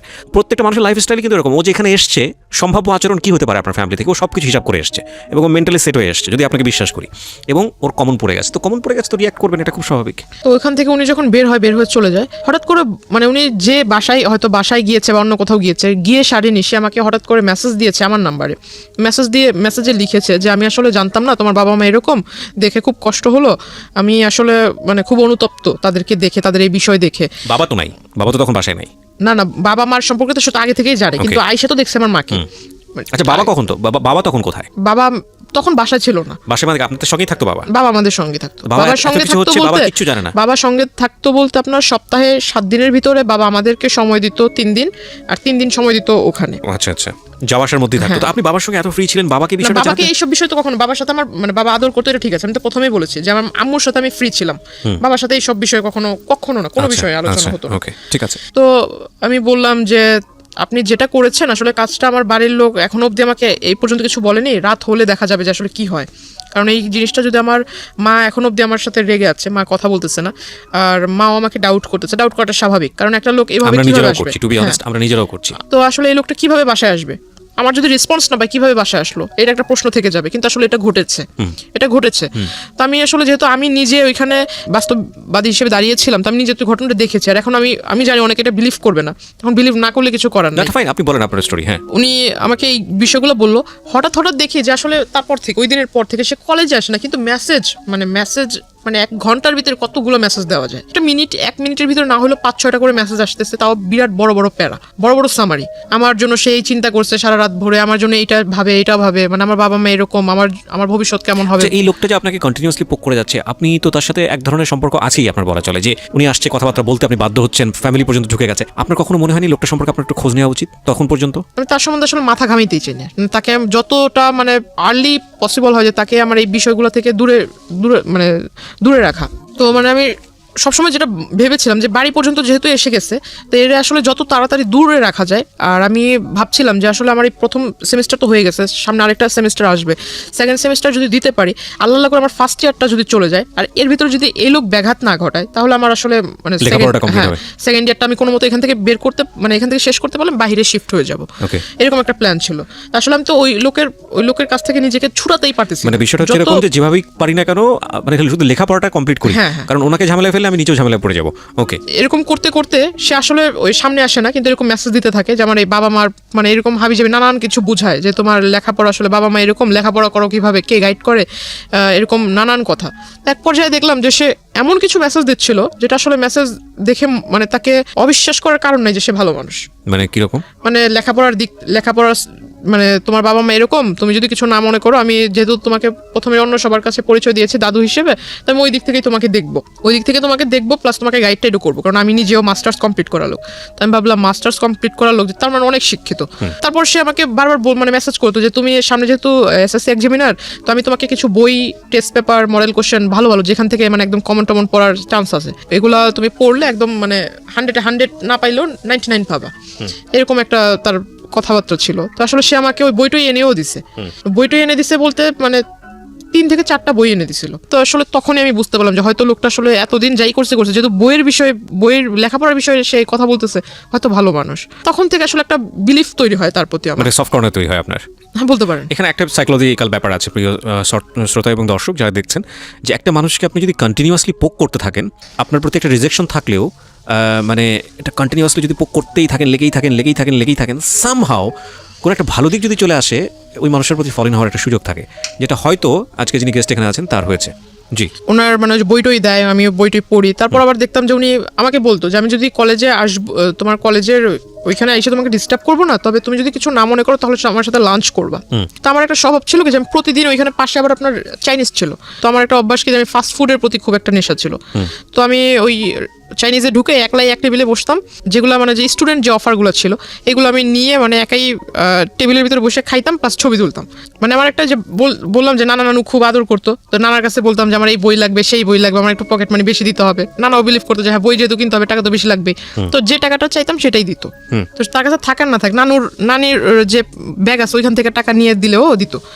তো আমি আসলে ওই কাজটা করতাম। তো এটা আসলে সে নোটিস করেছিল, মেবি আগে নোটিস করেছিল। ইভেন সে ওই দিন আমাকে সেই মানে প্রথমে বলে যে লাঞ্চ করবে, তো আমি ভাবলাম লাঞ্চ করলে সে যে মানুষ কফির 20 টাকার জন্য ঝগড়া করছে সে কোথায় লাঞ্চ করতে পারে। তো আমাকে সে ওই চাইনিজটাতেই পরে ডাকে। আসলে সে ভিতরে বসা ছিল, আমি এটা খেয়াল করিনি। পরে ওই দিন আমি একটু মানে বুঝতে পারি যে আসলে হয়তো এই বিষয়টা সেও জানতো। তো তখন আমি আসলে শিওর হলাম। তারপর জিজ্ঞাসা করলাম, তাকে খুব রিকোয়েস্টও করলাম। ওইখানে দুই তিনজন ওয়েটার ছিল, ওয়েটার আসলে হাসতেছিল আমার কথা শুনে। আমি তাকে খুব রিকোয়েস্ট করলাম যে দেখেন আপনি আমার দাদু হন আর যাই হোক, আপনাকে আমি মানে আমার শ্রদ্ধেয় গুরুজন হিসেবেই বলি, ওইরকম ব্যক্তিত্বের ভিতরে আপনাকে রেখেই বলি, হাত জোর করে মানে 2 হাত জোর করে তার কাছে রিকোয়েস্ট করতেছিলাম যে আমি লেখাপড়া করতেছি, দয়া করে আমাকে লেখাপড়াটা করতে দেন। এরকম করে আসলে ডিস্টার্ব করা, আপনি আমাকে কোন দিক থেকে দেখেন, মানে আমার সামনে একরকম বিহেভ করেন আর যখন আমার মানে ফোনের ওপারে থাকেন যেসব মেসেজ দেন এগুলো আবার একটু অন্যরকম। কারণ মাঝখানে সে লেখাপড়ার সাজেশনের পাশাপাশি কিছু আপনার মানে প্রেম জাতীয় কিছু, হ্যাঁ এরকম মানে ছন্দটন্দ মানে আমরা বুঝি, হ্যাঁ ছন্দটন্দও পাঠাতো। তখন ভাবতাম যে আসলে লেখাপড়ার জিনিস বিষয়ে লিখতেছে ঠিক আছে, কিন্তু এইসব যে ছন্দ এইগুলো পাঠানোর মানে কি, দাদু তার নাতিনকে এইসব ছন্দ পাঠাবেন। তখন জিজ্ঞেস করছি, খেয়াল রাখবেন যে ওর বয়সটাও কিন্তু 18 বছর, মানে যিনি এখানে বলছেন জান্নাত, তার বয়সটাও কিন্তু 18 বছর, এবং 18 বছর হচ্ছে মেয়েদের কিংবা ছেলেদের জীবনের আগুন বছর আমি বলি এটাকে, সুকান্তের সেই কবিতার মতো। যদিও সুকান্ত ওখানে অন্যভাবে এটাকে নিয়ে আসছেন, কিন্তু টিনেজের যে বয়ঃসন্ধিকাল সময়, এটা আগুন বয়স। এখানে ভুল করা মানে এখানে ভুল করবে না তো জীবনে কোথায় ভুল করবে, এরকম একটা বয়স, সোজা কথা যদি বলা চলে। বলেন। তারপর উনি আমাকে বললো যেগুলো নাকি অনেক বড় বড় কবি, তার ফ্যান, অনেক বড় বড় লেখক কবি আছে, তো তার ফ্যান, তারা তাদেরকে ঘুম থেকে ওঠার সাথে সাথে নতুন নতুন ছন্দ মেসেজ লিখে পাঠায় দেয়। এইগুলো সে আমাকে পাঠায়। আমার কাছে মানে বিষয়টা আসলে বিলিভ ওইভাবে করিনি। তারপর ওখানে খাওয়া দাওয়া করলাম। খাওয়া দাওয়া করার পর আমি আমার মার জন্য মানে খাবার, এটা আমার একটা স্বভাব ছিল যে আমি কোথাও গেলে আমি মার জন্য বোনের জন্য খাবারটা নিয়ে আসতাম। তো আমার খাওয়ার পর আমি খাবারটা পার্সেল করে নিয়ে আসি, আমার টাকা দিয়ে আমি খেয়েছি। তো সে আমাকে বলতেছে যে আমি আজকে না হয় আমি বিল পেমেন্ট করি। তো আমি বললাম যে না থাক, আপনার করার দরকার নেই, আপনি শুধু আমার একটা কথা রাখেন যে আমি খুব উপকৃত হব এটা করলে, আপনি আমার মানে আমার পিছু ছেড়ে দেন, পারলে আমার জন্য একটা ছেলে খোঁজেন, কিন্তু আপনি আমার পিছু ছেড়ে আমাকে ভালো সাজেশন দিচ্ছেন, এটা ভালো দিক, কিন্তু যেসব মাঝে মাঝে যেসব কথা বলেন বা যেসব SMS দেন এগুলো আসলে ঠিক না। তারপর আমি তাকে এই SMS গুলো আমি নিজে তাকে পড়ে পড়ে শোনাই। তখন পিছন থেকে ওয়েটাররা খুব হাসতেছিল। আমাকে একজন ওয়েটার জিজ্ঞাসা করলাম যখন বের হব, সে কিন্তু ভিতরেই বসে আছে। সে ভিতরে বসে আছে বিকজ সে, আমার প্রশ্ন হলো যে এতদিন যে সে আমার সম্পর্কে খোঁজ নিয়েছে, সে যেহেতু জানে যে আমি ওই চাইনিজে খাওয়া দাওয়া করেছি এর আগে বেশ কয়েকবার একা একা এসে, তাহলে তার ভিতরে হয়তো প্রশ্ন জাগতে পারে যে সে একটা মেয়ে একা একা চাইনিজে এসে কেন খাবে, হয়তো নিশ্চয়ই কারোর সাথে খেয়েছে, এমন প্রশ্ন সে জিজ্ঞাসা করতে পারে। বা সে কেন কি বলো ওটাকে মানে কেন খোঁজ নিল না যে আমি ওইখানে একা একা কি প্রতিদিনই রেগুলার এসে খাই বা কত টাকার খাই, এরকম কিছু একটা। এরকম না করে মানে সে ডিরেক্টলি ম্যানেজার মানে এগুলো আগে না করে ওই দিন যায় সে ম্যানেজারকে জিজ্ঞাসা করে। এগুলো তো সে আগেও করতে পারতো, যেহেতু সবকিছু জানে সে আগে খোঁজ নিতে পারতো। সে আমি চলে আসার পর ওই দিনই ম্যানেজারের কাছে যা জিজ্ঞাসা করে, সে করে কি মানে টাকা দেয়, টাকা দিয়ে মানে খোঁজ খবর নিবে আর কি, যে আমি এর আগে 2016 শুরুর দিক থেকে যে এই কয় মাসের ভিতরে সে কতবার এসেছে, আমার ছবি দেখায় কতবার এসেছে। তখন মানে ওই ফুটেজগুলো সে নেয়, ফুটেজগুলো নিয়ে সে করেছে কি ওই যে আপনার স্টুডিওতে মেবি ফুটেজ কাটা যায়, কেটে মেবি এডিট করা যায়, ওখানে কেটে ওই রেস্টুরেন্টে সে তার সাথে এক লোককে নিয়ে গিয়েছিল, লোক নিয়ে তার মানে ভিডিও করে সেটার সাথে ম্যাচ করে দিছে। অথচ ভিডিওতে ক্লিয়ার দেখা যাচ্ছে যে তার সাথে আমার মানে আমি আমার টেবিলে বসা একা, আমার টেবিলের সাথে কেউ বসে খাচ্ছে না শুধু, কিন্তু টেবিল ভরা খাবার, আমি একা, টেবিলের ভিতর অন্য কেউ এসে খাচ্ছে না, এটা মেবি অনেকক্ষণ সময় ধরে, এটা স্পষ্ট বোঝা যাচ্ছে। কিন্তু সে এগুলা করে মানে এটা পরবর্তীতে আমাকে আর কি ব্ল্যাকমেল করেছে। তো উনি হঠাৎ একদিন আমাকে মাঝখানে আসলে তার সাথে আমার সম্পর্ক ওইরকম মানে আগে যাও নকটক দিত, মেসেজ টেস দিত, হঠাৎ দেওয়া হয় না, হয়তো মেবি তার ফ্যামিলিগত কোনো একটা প্রবলেম ছিল। তো তখন আমি ভালোই দিন যাচ্ছে। তো আমার কিছু বাবা তখন একটু বাইরে ছিল, ইন্ডিয়াতে আবার গিয়েছে, তো মার কিছু প্রয়োজনীয় জিনিস ছিল। তো তখন আবার বাড়িতে হয়েছিল কি যে আমার নানুর সাথে আম্মুর একটু কথা কাটাকাটি হয়েছে। তো আমি একটু খুব জেদি ছিলাম যে এত বছর ধরে আম্মু এখানে আছে, আম্মুকে এত ভালোবাসো, তাহলে আবার এত কথা কেন বলবা? আমার খুব রাগ হয়েছে। তো আমি করেছিলাম কি, পাশের মানে 2-3 বাসা পরে পাশের বাড়িতে এক আত্মীয়র বাসাতে রুম ভাড়া দিত, তো আমি আম্মুকে নিয়ে ওখানেই যাই। ফার্স্ট ওখানেই গেলাম। তো যাওয়ার পর ওখানে কিছুদিন রইলাম। তো এখন আম্মু বলতেছে যে অনেক জিনিস কমতি আছে, এগুলো লাগবে। তো আমি বললাম যে ঠিক আছে, তো আমি নিজেই যাবো। তো আম্মু বলতেছে যে তাহলে তুমি কিভাবে আনবে? তো আমি বললাম না, আমি একজন নিয়ে যাবো সাথে করে, কেউ নৌকাওয়ালা হোক বা রিক্সাওয়ালা হোক, এদেরকে দিয়ে নিয়ে আসবো। তো ওখানে গেলাম। এই মানে কথাটা আসলে হয় কোনো নৌকালাই লিক করেছে নাকি আমার এলাকা থেকে কোনো লোক লিক করেছে, আমি জানি না। পরে আসলে হঠাৎ মানে আমি নদীটা ক্রস করেও সারিনি, মাত্র রিক্সা রিক্সা নিয়ে একটুখানি ঢালের মানে ওই রোডের একটু ঢালে উঠেছি, তখনই মানে সে আইসা এরকম রিক্সা থামাইছে। মানে একদম ওই বিয়ের সময় যে পাঞ্জাবিগুলো আর কি পরে, এরকম লাল পাঞ্জাবি পরে আসছে, মাথায় টুপি দিয়ে আসছে। তো তাকে দেখে মনে হচ্ছে একটা যে রাস্তায় ভিক্ষা করে না অনেক মানুষ, মাথায় টুপি দিয়ে এরকম একটা লুক নিয়ে আসছে সে। তো আসলে আমি তাকে দেখে অবাক হই। সে আমাকে বলতেছে যে তোমার সাথে একটু কথা ছিল, তোমাকে আমি আর কোনোদিন ডিস্টার্ব করবো না, মানে একদম শেষ একটা কথা বলবো, সেটা আসলে এই পরিবেশে বলা যাবে না, একটা সুন্দর পবিত্র পরিবেশে তোমাকে আমি নিব। তো আমি বললাম পবিত্র পরিবেশ আবার কোনটাকে বলে? তো বলতেছে না, একটা ভালো জায়গায়, ওইটা তোমার একটা দরগা টাইপের পাশেই, তো রাস্তার পাশেই আবার টিম্বার ছিল, অনেকগুলা কাঠের দোকান ছিল, ভিতরে একটা ছোট্ট একটা ঘরের মতো, ভিতরে যে আপনার মাজার দরগা এগুলো ওইটার ভিতরে নিল। ওখানে তার আগে থেকে তার পরিচিত লোক বসা। দ্যাট মিন সে এতদিনে যে আমার সাথে কানেক্টেড ছিল না, এই গ্যাপটাতে সে করেছে কি, আপনার যে নোটারি পাবলিক বলে যে কাগজগুলা, এই কাগজগুলা তৈরি করেছে। প্লাস আমি আপনাকে যে পেপারসগুলো দেখিয়েছি যে আমাদের নামে সে অনেকগুলো মামলা করেছে, মানে আমার হয়ে আমাদের নামে মামলা করেছে, মানে আমি আমার ফ্যামিলির নামে মাদকের মামলা করেছি, এটা পেপারস আমি আপনাকে দেখিয়েছিলাম। সেই বিষয়টা সে এই পেপারস রেডি একসাথে প্রিন্ট করে রাখছে। তো এখন আমি যতটুকু বুঝতাম যে শাপলা মানে হলুদ পেপারের উপরে শাপলা টাপলা ছাপানো, এটা মানে কি দলিল, এতে তো বোঝা যায়। এখন ওখানে লেখাগুলো যে আমি মানে প্রথমে তো ভিতরে আমি যাই, সবার সামনে বলতেছে যে এখানে দুজনে নামাজ পড়বো একসাথে, নামাজ পড়ে মোনাজাত নিয়ে তুমি এই পেপারসে সাইন করবা। আমি বললাম পেপারসে সাইন করবো মামার বাড়ির আবদার নাকি? এটা মুখের কথা, আপনি আমাকে বলবেন আমি পেপারসে সাইন করে দিব, আমি পেপারস পড়বো না, কিসের পেপারস? আর পেপারসে সাইনই বা করার কথা আসতেছে কেন? তো বলতেছে আমি তোমাকে বিয়ে করবো, এই মুহূর্তে করবো। তো আমি বললাম যে আমার বয়স হয়েছে বিয়ে করার। তো বলতেছে না, আমি এত কিছু বুঝি না, তোমার বয়স, তুমি এসএসসি এক্সামিনার, তোমার নাকি বয়স না হয়েছে, তোমার তো 21 চলে মিনিমাম। তো আসলে সে আমার বয়সটা ধরেছিল সার্টিফিকেট অনুযায়ী। ও হ্যাঁ, সে আমাকে এই বিষয়টাতে মানে যে বিয়েটার যে বিষয়টা আসলো, এর আগে সে করেছে কি, আমার ওই যে তার রাজনৈতিক যে প্রেক্ষাপট, সেখানে সে আমাকে পোস্ট দিবে, এটা সেটা দিবে, আমি বুঝি না তাতে কি হয়েছে। সে আমাকে যে পোস্টটা দিবে, এই পোস্টার ফলে আমি নানান জায়গায় ভিজিট করব, সেখান থেকে অনেক আউট নলেজ আয়ত্ত করতে পারবো, তার ফলে আমি মানে একটা ভালো রাজনৈতিক দলের কর্মী হিসেবে গ্রহণযোগ্য হব। তাকে আমি বিশ্বাস করে সে আমার কাছে বললো যে তোমার ওই পাসপোর্ট তৈরি করতে হবে। তখন অবধি আমার পাসপোর্ট নাই। বলতেছে পাসপোর্ট করতে হবে, পাসপোর্টের জন্য ওই ছবির প্রয়োজন, প্লাস তোমার ওই যে স্কুল সার্টিফিকেটের যত কাগজপত্র আছে এগুলো। তো আমি বললাম যে আসলে পাসপোর্ট আপনি কেন করবেন, আপনি আমাকে বলেন কোথায় যেয়ে করতে হবে, আমি বাড়িতে যেয়ে বলবো। তো বলতেছে না, বাসায় জানানোর দরকার নেই, এটা তুমি বাসায় সারপ্রাইজ দিবা, যখন তুমি পোস্টটা পাবা বা এই পোস্টটা যখন টিভিতে তোমাকে দৈনিক দেখানো হবে, মানে নানান রকম অনুষ্ঠানে তোমাকে দেখানো হবে, তুমি যখন বক্তৃতা দিবা, বাড়ির লোক দেখবে, তারা এমনিতে ইমপ্রেসড হবে। তাই আমি বললাম সত্যি কি এরকম কিছু হবে? তো যেহেতু ভিতরে একটা রাজনীতি করার একটা ক্ষোভ ছিল, খুব ভালো আগ্রহ, আচ্ছা যাই হোক ওটা ছিল। তো আমি আসলে ওই দিক থেকে চিন্তা করলাম, সে যেহেতু মানে মেঘ না চাইতে বৃষ্টি হয়ে যাচ্ছে, আমার ছোটবেলা থেকে একটা ইচ্ছা ছিল সে আমাকে মানে এত বড় একটা প্ল্যাটফর্মে লোভে পড়ে তাকে কিছু ডকুমেন্টস দিয়েছেন, আমি বুঝতে পারছি। হ্যাঁ, লোভ বলতে পারেন। তো প্ল্যাটফর্মে দাঁড় করিয়ে দিবে, তো ভালোই, তো আমার ইচ্ছাটা পূরণ হবে। আমি লেখাপড়াও শেষ করে, আমি যেটা বুঝতে পারছি যে আপনি তাকে কিছু ডকুমেন্টস দিয়েছিলেন, যেটার বেসিসে সে হচ্ছে আপনার কি একটা পেপার তৈরি করেছে। আর আমি এত বড় একটা গাধা ছিলাম, এখন নিজেকে না বলে আসলে আমি এখানে আমারও ভুল আছে অনেক, যে আমি আসলে তাকে পুরোপুরি বিলিভ না করে বা তার সম্বন্ধে কিছু না জেনে আমার সমস্ত একটা ফাইল ছিল, সেখানে আমার প্রাইমারি লেভেল থেকে শুরু করে স্কুলের যত ডকুমেন্টস ছিল সমস্ত মানে ফাইলটাই তাকে দিয়ে দিছি। না, ফাইলটা দেওয়ার মানে মূল ফাইলটার ভিতরে তোমার কাগজপত্র ছিল, ওই ফাইলটাতে সমস্ত মা সব স্কুলের যাবতীয় কাগজপত্র রাখে। তাকে সার্টিফিকেটগুলো বের করে দিচ্ছে, সে আমাকে বলতেছে যে না তোমার সার্টিফিকেট দরকার নেই, আমার কাছে আমি কিসে করে নিয়ে যাবো এই কাগজগুলো, কাগজ তো মূল্যবান কাগজ, যেহেতু ফাইলটার ভিতরে আছে, ফাইলটা এখন এই ফাইলটা যা আছে এই সমস্ত কিছু আমি আবার তোমাকে ব্যাক করে দিব, তুমি আমাকে এটা দাও, আমি তোমাকে যা আছে সমস্ত কিছু ফিরিয়ে দিব। তো আমি গেলাম, সে আমাকে বললো যে ছবি তুলতে হবে, 22 কপি না 20 কপি যেন ছবি লাগবে বলছিল। পরে ছবি তুললাম স্টুডিও থেকে। স্টুডিওর ছবি আনবন্ব করে আর আমাকে বলে, মানে ডেট বলে না যে অমুক দিন আনতে হবে, ছবিগুলো আমাকে দিবা, এই ছবি দেওয়ার ডেটটা আর বলে না। তো আমি আর ওই বিষয়ে মাথা ঘামাইনি, ছবি স্টুডিওতে পড়ে রয়েছে। সে ওই সার্টিফিকেটের ফটোকপির সাথে ফটোকপি আর ওই আপনার ওই ফটোকপির ডেট দিয়ে সে আর কি বলে যে আমি বিয়ের বয়স আমার হয়েছে। কারণ সার্টিফিকেট আমার 4 বছর বয়সে মেবি আমাকে স্কুলে ভর্তি করা হয়, আমাকে বয়সটা বাড়িয়ে দিছিল কারণ আমার গ্রোথের কারণে। চাইলো আপনাকে, তারপর কি করলেন? সার্টিফিকেটের অনুযায়ী সে আমাকে ওই বয়সটা দেখায় বেশি।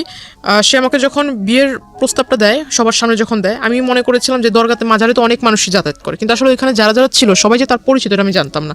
সে হঠাৎ করে আমি যখন না করি যে না আমি সাইন করবো না, আর বিয়ে তো প্রশ্ন আসে না, আর আপনাকে আমি বিয়ে করবো, আর যদি বিয়ে করিও তাহলে তো আমার বাড়ির লোককে জানাতে হবে। তারপর সে আমাকে বললো এই কথা, বলার পর আমি বললাম যে না আমার যেহেতু বাবা মা জন্ম দিয়েছে, যেহেতু তারা জন্ম দিয়েছে, বড় করেছে, এখন আমি বিয়েটা তো তাদের ছাড়া করবো না, আমি বিষয়টা আসলে তাদেরকে জানাবো, একদিনের সময় আমাকে দেন, আপনি একদিনের সময় দেন, আমি এটা বাসায় যা বলবো, তারপর কালকে আগামীকাল, মানে তার মূলত তার ওইখান থেকে আমার চলে আসা দিয়ে কথা। তো সে করে কি আসলে উপরে, মানে সে হয়তো বুঝতে পারে যে আমি বের হতে চাচ্ছি, সে উপরে দাঁড়িয়ে, মানে আমি তো বসা, সে উপরে দাঁড়িয়ে মানে খুব খুব মানে হিট কি বলে এটা, খুব হাইলি আমাকে একটা পাঞ্চ করে মুখের ভিতরে, আর তার একটা ঘুষিতেই আমার এখান দিয়ে ফেটে যায়, রক্ত বের হয়। তারপর সে তার হাতে মেবি ধারালো কিছু ছিল, আবার এইখানে মানে এভাবে মানে টান দিতে গিয়ে এখানে নাকের পুরো মাংসটা উঠে আসছিল। আমি আসলে খুব জোরে ব্যথা পেয়েছিলাম, খুব হাউমাউ করে কান্না করতেছিলাম। তো আসলে পাশে যারা ছিল তারা মিনিটের জন্য আমাকে ধরেনি, বা ওই লোকটাকে বলেনি যে তুমি এটা করতেছো কেন, এটা আসলে জিজ্ঞাসা করেনি। তখন আস্তে আস্তে ওরা করতেছে কি বাইরে চলে যাচ্ছে, তখন বুঝতে পারলাম যে হয়তো ওরই পরিচিত লোক, নয়তো কিছু বলবে না কেন। তো ওইখানে একটা মহিলা ছিল, আমি তাকে বললাম দেখেন আমি আসলে তাকে মানে ওইভাবে চিনি না, কিছুদিন ধরে চিনি, কিন্তু সে আমাকে জোর করে বিয়ে করবে এটা তো হয় না, আর আপনাদের এখানে এগুলো ঘটতেছে, আপনারা কিছু বলতেছেন না কেন। তো ওই মহিলার ওইখান থেকে সে ও করে কি আমাকে নিয়ে বের হয়ে যায়, বের হয়ে আমার এখান থেকে রক্ত বের হইতেছে, সে আমাকে রাস্তাতে টেনে নিয়ে যাচ্ছে। এক লোক জিজ্ঞাসা করতেছে যে মেয়ের মুখ থেকে রক্ত বের হচ্ছে, মাংস এখান থেকে ফেটে গেছে, আপনি মানে ওকে এইভাবে টেনে নিচ্ছেন কেন? সে বলতেছে আমার মেয়ে আরেকজনের সাথে ভেগে যাচ্ছিল, ওরে ধরে নিয়ে আসছি, তোরে মারবো না কি করবো, সে মানুষের কাছে ওটা বলতেছে। সে যখন বলছে, যে লোকটা জিজ্ঞাসা করছে সেই লোকটার আর বলার কিছু ছিল না, সে আমাকে নিয়ে গেল তারই পরিচিত এক। তো আপনি কিছু বললেন না কেন তখন? তখন আমি আসলে কিছুই বলিনি, এটা না বলার হয় মানে তখন, কিন্তু আমার মনে আছে যে আমি তখন কান্না করতেছিলাম খুব। Something fishy. আমি প্রথম কথা হচ্ছে যে আপনি গল্পটা যেভাবে বলছেন তাতে মানুষের অনেক প্রশ্ন তৈরি হবে, যেটা আমারও হচ্ছে। একটা মানুষকে আপনি প্রথম থেকেই বলছেন পছন্দ করেন না, যে মানুষটাকে আপনি পছন্দ করেন না সেই মানুষটা এত দূর যেতে পারে না, এটা একদম জেনারেল পারসেপশন। সেই মানুষটাকে আপনাকে মাজারে নিয়ে যাবে, সেই মানুষটা আপনার বাসায় ঢুকে যাচ্ছে, সেই মানুষটা আপনাকে সাজেশন দিচ্ছে, সেই মানুষটাকে আপনি আবার হচ্ছে আপনার ডকুমেন্টস সব কিছু দিয়ে দিচ্ছেন না। This is really unbelievable. এটা আমার কাছে পুরোটাই অবিশ্বাস্য মনে হচ্ছে। একটা জায়গা থেকে কোনো না কোনোভাবে আপনি ওনার প্রতি কোনো না কোনো দিক থেকে ফলেন ছিলেন, নইলে এটা দুর্বল তো ছিলাম যে আপনার লেখাপড়ার যে সাজেশনটা দিত ওই দিক থেকে তাকে রেসপেক্ট। যদি আমি বলি তালিবাজার বিষয়টা, তাহলে আমার মনে হয় এখানেও আপনার কোনো অবদান আছে। আমি জানি না, আমি আরো সামনের দিকে যেতে চাই, পুরো গল্পটা আমি নিয়ে আসতে চাই। জি বলুন। তারপর আচ্ছা, তারপর সে আমাকে মানে ওই জায়গায় অফিসটাতে নিয়ে গেল। অফিসে নিয়ে যাওয়ার পর সে আমাকে বললো যে তোমার এখানে তুমি সিগনেচার করবে, তো তোমাকে তো ওইখানে সবার সামনে মাত্র 2টা আঘাত করেছে, এর থেকেও বেশি কিছু করতে পারি, তো তুমি এখানে সিগনেচার করো। তখন আমি আসলে বললাম যে আপনি আমাকে একদিনের সময় দেন, আমি বাসায় যাই বিষয়টা ডিসকাস করি। তো সে আমাকে বলতেছে যে তুমি এই অবস্থায় বাসায় যাবার আমাকে পুলিশ কেসের ভিতরে ঝামেলার ভিতরে ফেলবা, আমি কি এতই কি বোকা নাকি, তোমাকে এই অবস্থা ছেড়ে দিব। পরে সে আমাকে ওই এটা কি বলে যে মানে তার ফোনের ভিতরে ছিল আপনার কিছু যে সফটওয়্যার দিয়ে মেবি আমার পিকচারকে সে নেগেট করেছিল, কিছু পিকচার সফটওয়্যার দিয়ে। তো আসলে সফটওয়্যার দিয়ে এটা আসলে আমারই পিকচার ছিল না, অন্য কারো পিকচার ছিল সেটা জানি, কিন্তু বডির ভিতরে আমার মাথাটাই ছিল, বডি টোটালি ওপেন ছিল, বাট মাথাটা আমার ফেস একদম স্পষ্ট দেখা যাচ্ছে। তো আমি আসলে খুব মানে বিভ্রান্তকর পরিস্থিতি হয়ে যায় আমার জন্য। আমার মনে হয় ওই পরিস্থিতি আমি যেটা করেছি, যে আসলে আমাকে সে যেভাবে বলছিল যে তুমি যদি এটা না করো তাহলে আমি যাই ওখানে বলবো, তোমাদের বাড়িতে সমস্ত কিছু বলবো, বলার পর তুমি আর মানে তোমার ফ্যামিলিও তোমার সাপোর্টে থাকবে না, তোমার জন্য কেউ পাশে আসবে না, তখন ঘুরে ফিরে তুমি নিজের থেকে আমার কাছে চলে আসবা, আমার কিছু করতে হবে না, তুমি নিজেই আসবা। তো আমি বললাম যে না, আমি বাসায় যেতে চাই, আমাকে ছাড়েন আপনি।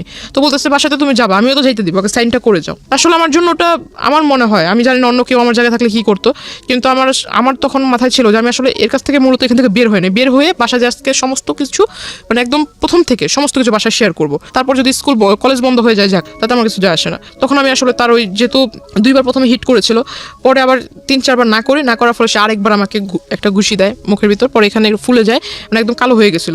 ওই অফিসে যারা ছিল তারা তখন বলতেছে যে আপনি এখানে নিয়ে আসছেন ভালো কথা, আপনি আমাদের পরিচিত ভালো কথা, আপনি একটা মেয়েকে এনে আপনার মেয়ের বয়সের থেকেও ছোট তার গায়ে হাত তুলতেছেন, তো বলতেছে ওরা আমার বিষয় এটা। তখন আসলে সে আমাকে বলতেছে তুমি কি সাইন করবা, মানে তুমি কি বাসায় যেতে চাও আদৌ, নাকি তুমি চাও যে আমি তোমাকে এখান থেকে উঠায় নিয়ে যাই? আমি বললাম যে আমি বাসায় যাবো। তো বলতেছে যদি বাসায় যেতে চাও ভালো মানুষের মতো সাইন করে দাও। সাইনটা মানে কি বিয়ের কাগজে কাবিননামাতে সাইন? কাবিননামা আসলে সে আমাকে জাস্ট উপরে, আমি যখন পড়তে যেহেতু কাগজে সাইন করবো, তাকে জিজ্ঞাসা করলাম যে কাগজে তো এমনি এমনি সাইন করবো, তো আমি একটু পড়ে নেই কি কি লেখা আছে, আমার তো পড়ার দরকার আছে। তো আসলে সে আমাকে পড়তে দিচ্ছিল না, সে শুধু বললো যে সাইন করার যে দাগটা থাকে সেখানে আবার নিচে দেখলাম যে সাক্ষী টাক্ষী লেখা ছিল। আমি তাকে জিজ্ঞাসা করলাম যে বিয়ে তো সাধারণত কাজী সাহেবরা পড়ায়, তো এখানে তো কোনো কাজী নেই, কিছু নেই, এটা কিভাবে বিয়ে হচ্ছে? তো বলতেছে না, এটা সব কোর্ট থেকে, কোর্টের মাধ্যমে বিয়ে হচ্ছে।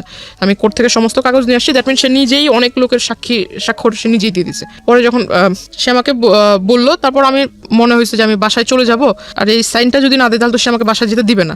আমি আসলে তখন সাইনটা করি। আচ্ছা, সাইনটা করার পর সে শুধু, মানে সবচেয়ে খারাপ লাগছিল যে সে আমাকে দেখতে দিচ্ছিল না, লেখাগুলো দেখতে দিচ্ছিল না, শুধু আমাকে শুধুমাত্র সাইন করার যে জায়গাটা ওই জায়গাটাই হ্যাঁ। দেখতে আর দিচ্ছে। আরেকটা জিনিস দেখাইছে, সেটা হলো যে জায়গায় ছবি থাকে, দুজনের ছবি থাকে, সেখানে আমি দেখলাম যে সেখানে আমার কোনো ছবি না, ফেসবুক থেকে ডাউনলোড করে, মানে একটা ছবি ডাউনলোড করে সেটাকে সে বের করছে, সাথে করে সেই নিয়ে আসছে ছবি, সেই সাথে করে ছবি নিয়ে আসছে আমার ছবি। সে ওখানে আমার সামনে গ্লু দিয়ে লাগাই দিল, লাগাই দেওয়ার পর সে আমার সিগনেচার নিল, তারপর বললো যে ঠিক আছে এবার তুমি চলে যাও। বাসায় এসে সবাইকে বললাম, বলার পর সবাই আমাকে খুব মানে রাগারাগি করে, প্লাস মা অনেকগুলো চর থাপ্পড়ও মারে। তো মানে খুব কান্নাকাটি করতেছিলাম, তখন বাবা সিদ্ধান্ত নিল যে না, তোমার আর লেখাপড়া করার দরকার নেই। তো ওখান থেকে আমার কলেজ স্টপ হয়ে গেল। কত সালের ঘটনা এটা? 2016 সাল, মাত্র কয়েক বছর আগের ঘটনা। হ্যাঁ, আমার কলেজে যাওয়া বন্ধ হয়ে গেল, ইভেন আমার ফোনটাও আমার কাছ থেকে নিয়ে নেওয়া হলো। একটা দাওয়াত ছিল, বিয়ের অনুষ্ঠানের দাওয়াত, তো সেখানে আমি, আমার আম্মু, আমার ছোট বোন, আমরা তিনজনই যাচ্ছিলাম সিএনজিতে করে। ওকে। সিএনজিতে করে যাওয়ার পথে হঠাৎ এটা আসলে সে, তাকে হয়তো যদি কেউ নাই বলতো তাহলে তো সেও জানতো না যে আমরা বের হবো এখন। সে উনি করে কি যে আমাদের পিছন থেকে মানে গাড়িতে করে ফলো করে, উনি ফলো করার পর উনি ওইখান থেকে আমাকে নিয়ে যায়। আপনি যে বাসায় গিয়ে বললেন, বলার পরে আপনার ফ্যামিলি থেকে লেখাপড়া বন্ধ করে দিল, বাট আপনি যে সাইন করেছেন এত কিছু হয়েছে এগুলো বলেছি। বলার পরে তারা কি স্টেপ নিল? তারা আমাকে মানে একটু বাড়ির লোক যা করে আর কি করেছে, গায়ে হাত তোলায়, সেটা আপনার উপর করেছে। কিন্তু এটা তো যেহেতু আপনি সাইন করে আসছেন, এটা তো তখন পুলিশকে ইনফর্ম করা উচিত ছিল, সেটা করা হয়েছিল না হয়নি? সেটা ওরকম কোনো কিছু করেনি। দেখেন, মানে একটা কথা আছে, মানে আমার প্রতি আসলে সবাই মানে এমন হচ্ছিল যেন আমি তাদের কোনো ফ্যামিলি মেম্বার না, আমাকে এমন ভাবে সবাই মনে করছিল যে আপনারই দোষ এটা। রাইট। আমাদের এই গল্পের যে বিন্যাস বা যেভাবে আপনি এখানে উপস্থাপন করেছেন, এখানে অনেক মানুষই আপনার দিকে সন্দেহের টিক তুলবেন, এটা তোলার যথেষ্ট যুক্তিও আছে, সেগুলো নিয়ে আমি শেষের দিকে কথা বলবো। তার আগে আমি একটু জানাতে চাই যে দেখেন, ফলস কোথায় কোথায় হচ্ছে। ফ্যামিলিতে জানিয়েছে এরকম একটা ঘটনা ঘটে গেছে, আমি কিন্তু অনেকগুলো পেপারে সাইন করে এসেছি, তারপরে উচিত ছিল তাৎক্ষণিকভাবেই পুলিশের কাছে যাওয়া এবং গিয়ে এই ঘটনা বলা পুলিশকে। ওনারা কিন্তু সেটা করেননি, তখন পর্যন্ত ওনারা পুলিশ নিয়ে চিন্তা করেননি, কোর্ট নিয়ে চিন্তা করেননি। কিন্তু এই ধরনের ক্রেজিনেস যদি একটা মানুষ দেখায় কারোর প্রতি, তাহলে অবশ্যই প্রথমেই পুলিশকে সেটা ইনফর্ম করা উচিত। নইলে অনেকে মনে করতে পারে যে পুলিশের কাছে বলবো না, ফ্যামিলির প্রবলেমগুলো নিয়ে মানুষকে জানাবো না, শেষ পর্যন্ত ওই যে বলে না, যেটা প্রথমেই সমাধান হয়ে যেতে পারতো, শেষ পর্যন্ত এটা এত বড় হয়ে বাস্ট হয় যে শুধুমাত্র এটা ফ্যামিলি মেম্বার না, এটা পুরো দেশের লোকই জানে। রাইট নাও এই মেয়েটার ক্ষেত্রে এখন তাই হচ্ছে। তো এরপরে আপনি কি করলেন? কোথাও যাচ্ছিলেন বোধহয়, সিএনজি নিয়ে কিছু একটা। উনি আমাদের পিছনে ফলো করতেছিল। আমাদের বলতে আপনার সঙ্গে কে কে ছিল? আমি, আমার মা, আমার ছোট বোন, আমরা তিনজনই যাচ্ছিলাম দাওয়াতে। তো পিছন থেকে উনি গাড়ি দিয়ে ফলো করছিল, তো ওনার সাথে আবার তিনজন ছেলেও ছিল ইয়াং এজের, উনি গাড়িতে বসাচ্ছিল। উনি হঠাৎ করে ওভারটেক মেবি বলে এটাকে, পিছন থেকে গাড়ির সামনে এসে দাঁড় করিয়ে দেয়। তো হঠাৎ করে সিএনজিওয়ালা থামানোর পর ওই সিএনজিওয়ালাকে ওই ছেলেরা ঈশা বলতেছে যে ভিতরে আমাদের লোক আছে, ওরা মানে আমরা ওদের সাথে কথা বলবো। আসলে আমি ছেলেদেরকে দেখে চিনতে পারিনি, পরে পিছন থেকে যখন বলতেছে যে তোদের ভাবিকে কিছু বলিস না, কোনো মতো খালি গাড়ি থেকে নামা, তখন আসলে তার কণ্ঠ টোন শুনে বুঝতে পারি। তখন আমি গাড়ি থেকে নাইমা যায়, তাকে ডিরেক্টলি জিজ্ঞাসা করি যে এগুলো করার মানে কি। তো উনি আমাকে ডিরেক্ট বলতেছে যে তোর সাথে আমার এই সম্পর্ক হয়ে গেছে, যেভাবেই হোক হয়েছে, আমার ইচ্ছা ছিল, আমার ইচ্ছা পূরণ হয়েছে, তো তুই আমার সাথে যোগাযোগ কেন বন্ধ করলি, যোগাযোগ কেন রাখলি না? তো রাস্তার মধ্যে এটা হচ্ছে, আশেপাশে লোকজন ছিল না? ওই রাস্তাটা আসলে একটু নির্জন টাইপের ছিল, যে টাইমটা ছিল ওই টাইমটাতে এত মানুষ ছিল না। আমাকে বলতেছে যে তোর ভিতরে কি একটু ভয় জাগলো না যে আমি এই পেপারস দিয়ে ওই আই মিন তুই তোর সাথে যে আমার এই যেভাবে বিয়ে হয়েছে এই কাগজ টাগজ দিয়ে তোর কিছু করব, তোকে ভয়ভীতি দেখাইতে পারি, এরকম কোনো ধারণা কি তোর মনে আসেনি? ওইখান থেকে আমাকে সে, আমার মার ওইখান থেকে সে সামনে আসে। আমার মা তাকে তো প্রথম দিনে একবার দেখছে, তাকে চিনে। মার সামনে এসে সে যখন আমার বোনকে একটু টাচ করতে যায়, আমার মা তাকে মানে এরকম মানে চড় দেয় গালের ভিতরে। সে রেগে গিয়ে আমার মাকে আর কি ধাক্কা দেয়, আমার মা পড়ে যায়। তো হঠাৎ ওই সিএনজিওয়ালা যখন বলতে যায় যে আপনি কে এরকম এসে করতেছেন, তখন সিএনজিওয়ালাকে ওই তিনটা ছেলে মারে। ওই সিএনজিওয়ালাকে মারা দেখে ওই আশেপাশের কবরস্থানের ওইখান দিয়ে ফুটপাথ দিয়ে লোক হেঁটে যাচ্ছিল, তারা আসার পর বলতেছে যে এখানে কিসের গ্যাঞ্জাম হচ্ছে, আবার ওই সিএনজিওয়ালাকে মারলেন, আপনি কে? তখন সে পেপারস বের করে দেয় যে আমার বউকে বিয়ে হয়ে গেছে, কিন্তু আমার কাছে তুলে দিচ্ছে না, আমার বউকে তার ফ্যামিলি তার গার্ডিয়ান আটকে রাখছে বাসায়। এইটা বলে সে আমাকে আসলে ওইখান থেকে ওই পেপারস দিয়ে নিয়ে যায়।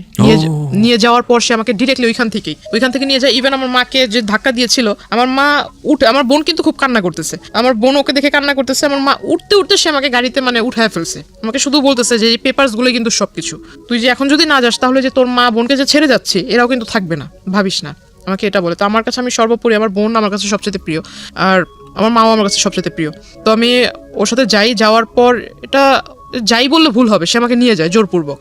আমাকে নিয়ে এসে ডিরেক্টলি এক মহিলা, তারই পরিচিত এক মহিলা, ওই মহিলার বাড়িতে 4 দিন ছিলাম। 5 দিনের দিন সে অ্যারেস্ট হয়। তো 4 দিনই সে আমাকে খুব টর্চার করেছে মহিলাটা। মানে দিনের বেলা মানে খাবারের টাইমে খাবার দিত, খাবারের টাইমটা শেষ তখনই এসে মানে বারবার বলতো যে তুই এরকম কেন করছিস, তুই যদি তার সাথে মানে সাংসারিক জীবন যদি না শুরু করিস তাহলে মানে তোর এই ফ্যামিলির সমস্যা হবে, এই পেপারস দিয়ে অনেক সমস্যা করব।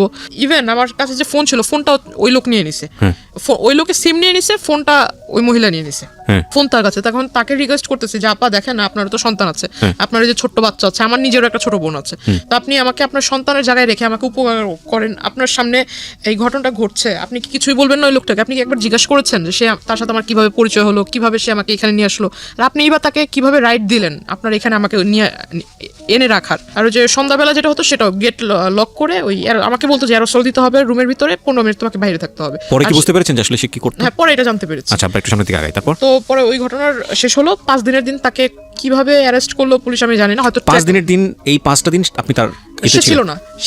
সে মাঝখানে 4 দিন আমি ওই মহিলার বাসায় ছিলাম, 2 দিন সে আমার ওখানে যায়। 2 দিনে গিয়ে যে আমি আপনাকে বললাম যে আমার প্রচুর ঘুম হতো, কেন হতো এটা আমার কাছে কোনো আনসার ছিল না। আর দুপুরে যে খাবার ছিল, এখন আমি যার বাসায় আছি তাকে তো আর আমি বলতে পারি না যে আমার ইচ্ছে মতো খাবার দেন, আমি যেটা খাবো সেটাই আমাকে দিতে হবে।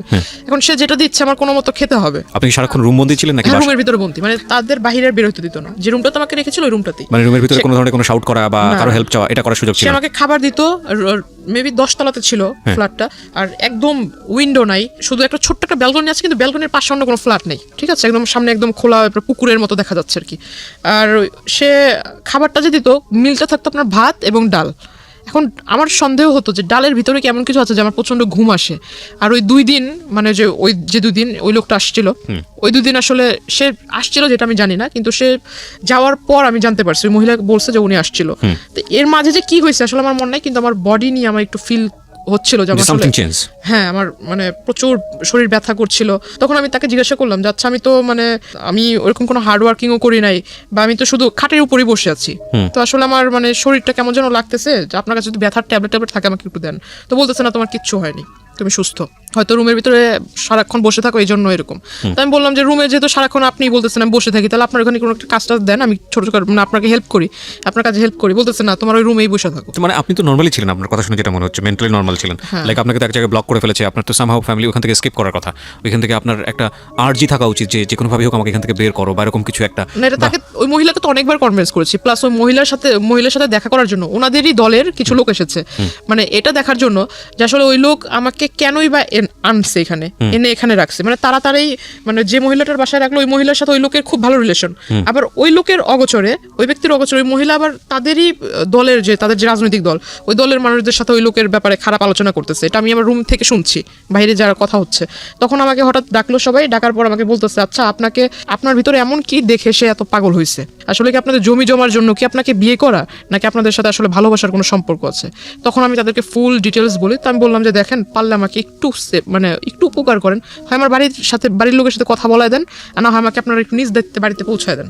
এর বিনিময়ে যদি টাকা পয়সা চান আমি চেষ্টা করবো আমার বাড়ি থেকে নিয়ে দেওয়ার জন্য। তখন আমাকে ওই যে একটা লোক আর কি বলে, একটা ব্যাড প্রপোজাল দেয় যে এইটা যেহেতু সে তার মতো একটা বুড়া লোক যদি মানে আপনার সাথে এরকম করার চিন্তা ভাবনা করতে পারে, তাহলে আমরা করলে সমস্যা কোথায়? আমরা তো এরকম চাইলেও পাই। প্রপোজালগুলো দেয়, তারা আমাকে বলতেছে যে আমাদের লিডারের মতো লোক যদি এইটা করার সিদ্ধান্ত নিতে পারে, তাহলে আমাদের কাছে তো মেয়েরা আসতেই চায় না। আমরা কি ভুল করছি? আমরা কেন এরকম পাই না? তো আমাকে সে ব্যাড প্রপোজাল দেয়। তখন আমি আসলে বুঝতে পারি যে আসলে এও হলো ওই কোয়ালিটিরই মানুষ, মানে স্কিপ করার কোনো রাস্তা নাই। না, এদেরকে আমি বললে তো আর উল্টা তাদের আবার এই সমস্ত ওদের সাথে যা যা কথা হয়েছে আমার কাছ থেকে তো সমস্ত কিছু শুনছে। শোনার পর আমি যে ওই লোকের কথা বললাম, ওই লোক খারাপ এটা সেটা যে বললাম, এগুলো আবার যা ওই লোকের কাছে বলে দিছে। প্রিয় শ্রোতা, এখানে একটা বিষয় আপনাদেরকে পরিষ্কার করতে চাই। জান্নাতকে বা জান্নাতের আজকের এই জীবনের জন্য জান্নাতের ভাষ্য অনুযায়ী যে ব্যক্তিটি দায়ী, আমরা তার নাম পরিচয় এখানে উপস্থাপন করছি না, যেহেতু এটা ইনভেস্টিগেটেড শো না, কিন্তু আমরা অনুষ্ঠানের শেষে গিয়ে তাকে ফোনে কানেক্ট করব, তার নাম পরিচয় গোপন রেখেই আমরা তাকে ফোনে কানেক্ট করব এবং তার বক্তব্য আমরা আজকে আপনাদেরকে শোনাবো। আমরা প্রথমে জান্নাতকে বা জান্নাতের যে পরিবার এখানে এসেছে তাদের সবাইকে ফ্লোর দিতে চাই, তাদের কথা শুনতে চাই এবং সেখান থেকে যে প্রশ্নগুলো উদ্ভাবন হবে সেগুলো নিয়ে আমরা যে ব্যক্তিটি আজকে জান্নাতের জন্য জান্নাতের জীবনের জন্য এই জায়গাটায় দায়ী তার সঙ্গে আমরা কথা বলবো একেবারে অনুষ্ঠানের শেষে, সুতরাং সঙ্গে থাকবেন আশা করছি। এখানে একটা বিষয় আপনাদেরকে পরিষ্কার করতে চাই, জান্নাতকে বা জান্নাতের আজকের এই জীবনের জন্য জান্নাতের ভাষ্য অনুযায়ী যে ব্যক্তিটি দায়ী আমরা তার নাম পরিচয় এখানে উপস্থাপন করছি না, যেহেতু এটা ইনভেস্টিগেটেড শো না, কিন্তু আমরা অনুষ্ঠানের শেষে গিয়ে তাকে ফোনে কানেক্ট করব, তার নাম পরিচয় গোপন রেখেই আমরা তাকে ফোনে কানেক্ট করব এবং তার বক্তব্য আমরা আজকে আপনাদেরকে শোনাবো। আমরা প্রথমে জান্নাতকে বা জান্নাতের যে পরিবার এখানে এসেছে তাদের সবাইকে ফ্লোর দিতে চাই, তাদের কথা শুনতে চাই এবং সেখান থেকে যে প্রশ্নগুলো উদ্ভাবন হবে সেগুলো নিয়ে আমরা যে ব্যক্তিটি আজকে জান্নাতের জন্য জান্নাতের জীবনের জন্য এই জায়গাটায় দায়ী তার সঙ্গে আমরা কথা বলবো একেবারে অনুষ্ঠানের শেষে, সুতরাং সঙ্গে থাকবেন আশা করছি। আমি কথা না বাড়িয়ে গেস্টের কাছে আবারও ফিরতে চাই আমরা যেখানটায় ছিলাম। তারপর ওই লোক 5 দিনের যেদিন ধরা খায় ওই দিন দিনের বেলা সে আসে, আইসা আমাকে জিজ্ঞাসা করে যে তুই এগুলো বলছিস আমার নেতাকর্মীর কাছে। আমি বললাম না তো, আমি এত কিছু তো বলিনি। তো বলতেছে না যে এগুলো বলছিস, তারা আমাকে মিথ্যা বলেন। আপনি স্কিপ করেন কিভাবে ওখান থেকে? স্কিপ করার কোনো সুযোগ ছিল না। কি হলো, মানে বেরোলেন কিভাবে? তাকে অ্যারেস্ট করে সে আমাকে আপনি জানলেন, আপনি কিভাবে বেরোলেন? আপনি তো আগে জানেন নি অ্যারেস্ট হয়েছে। হ্যাঁ, ওইখানে হয়েছিল কি, আমি ওই তাদের মধ্যে একজনকে রিকোয়েস্ট করেছিলাম যে আপনারা কি মানে তার ওয়াইফ বাচ্চা কারো ডিটেলস জানেন কি, বা তার ওয়াইফের নাম্বার আছে কিনা। তো একজন বলতেছে যে হ্যাঁ তার ওয়াইফের সাথে তো আমাদের খুব ভালো রিলেশন। তাই আমি বললাম আপনি একটু পারলে ওনার ওয়াইফের সাথে আমার কথা বলে দেন, আর না হলে ওনার ওয়াইফকে এখানে আসতে বলেন। ওনাকে বলি, তো ওই লোকটা করছে কি যে ওই লোকটা আবার আমাকে ওই দিনই বললো যে তুমি আমার বোনের মতো, এরকম করে বললো। তো আমি আবার একটু বিলিভ করে ফেললাম, যেহেতু বোন বলছে হয়তো ভালোই হবে। তো উনি করছে কি ওনার ওয়াইফকে আনছে, আনার পর ওনার ওয়াইফ আমাকে বলতেছে যে চল তুই আমার সাথে চল, মানে খুব রাগান্বিত হয়ে বলতেছে। তার ওয়াইফ ওইখানে আসার পর তার ওয়াইফ আমাকে এই কথা বলে যে আমার সাথে চল, তুই আমার সাথে গেলে আমার বাসায় যাবি, যাই ওইখানে থাকবি, তারপর আমি সবকিছু শুনে টুনে তোদের বাসায় দিয়ে আসবো। তো যার বাসায় ছিলাম সে মহিলা আমাকে বলতেছে যে না তুমি ওনার সাথে যেও না, ওনার সাথে গেলে উল্টো আরো তোমাকে মারবে ধরবে। তো আমি বললাম তাহলে আমি কি করবো? তো বলতেছে যে এখান থেকে তুমি বরঞ্চ যে আমাদের আরেক ভাই আছে ওনার সাথে তুমি কোনো মতো রোডটা পার হোক। ওই লোকটা আমাকে নিয়ে সিএনজি করে আমাকে নিয়ে চলে গেল আপনার ওইখানে, আমাকে নিয়ে গেল। নিয়ে যাওয়ার পর আমাকে বলতেছে যে এখান থেকে বাসে করে আমাকে আমার বাড়িতে পাঠিয়ে দিবে। এখন বাসে করে যে আসবো, আমার কাছে তো টাকা নেই, বাসে করে না হয় সে পাঠিয়ে দিল, আর সে আমাকে বাসের ভাড়াও দিবে না, বাসে করে পাঠাবে বাসের ভাড়া দিবে না। তখন ওই লোক ফোন দেয়, ফোন দিয়ে তাকে জিজ্ঞাসা করে যে আমাকে নিয়ে কোথায়, মানে তার সাথে আবার তার ওয়াইফের অন দ্য স্পটেই তার ওয়াইফ আমাকে আবার ঢোকার সাথে সাথেই 2-3টা চর দিছে। তো এইটা আবার ওই লোক জানতে পারছে, যার বাড়িতে রাখছিল তার কাছ থেকে জানতে পারছে। তো সে করছে কি এইটা শোনার সাথে সাথে ওই বাসায় গেছে, তার ওয়াইফকে আবার সে মারছে সবার সামনে। তো ওইটা তো আসলে আমার তো কোনো দোষ না, তার ওয়াইফকে সে মারছে, এটা সে জানতে পারছে এই জন্য। তো সে ফোন দিয়ে জিজ্ঞাসা করে যে লোকের সাথে আমাকে পাঠিয়ে দিল, তার কাছ থেকে তাকে ফোন দিছে। ফোন দেওয়ার পর সে জানতে পারলো যে আমাকে নিয়ে অমুক জায়গাতে আছে। তো উনি বলতেছে যে তুমি ওইখানে থাকো, আমি আসতেছি। উনি আসলো, আসার পর আমাকে ওনার সাথে করে বললো যে তোমার বাড়িতে নিয়ে যাও, তোমার বাড়িতে নিয়ে যাও, আমি আইসা তোমার যা ওর থাকার খরচ যা লাগাই আমি এগুলো দিব। কে বলেছে এটা? মানে ওই লোক।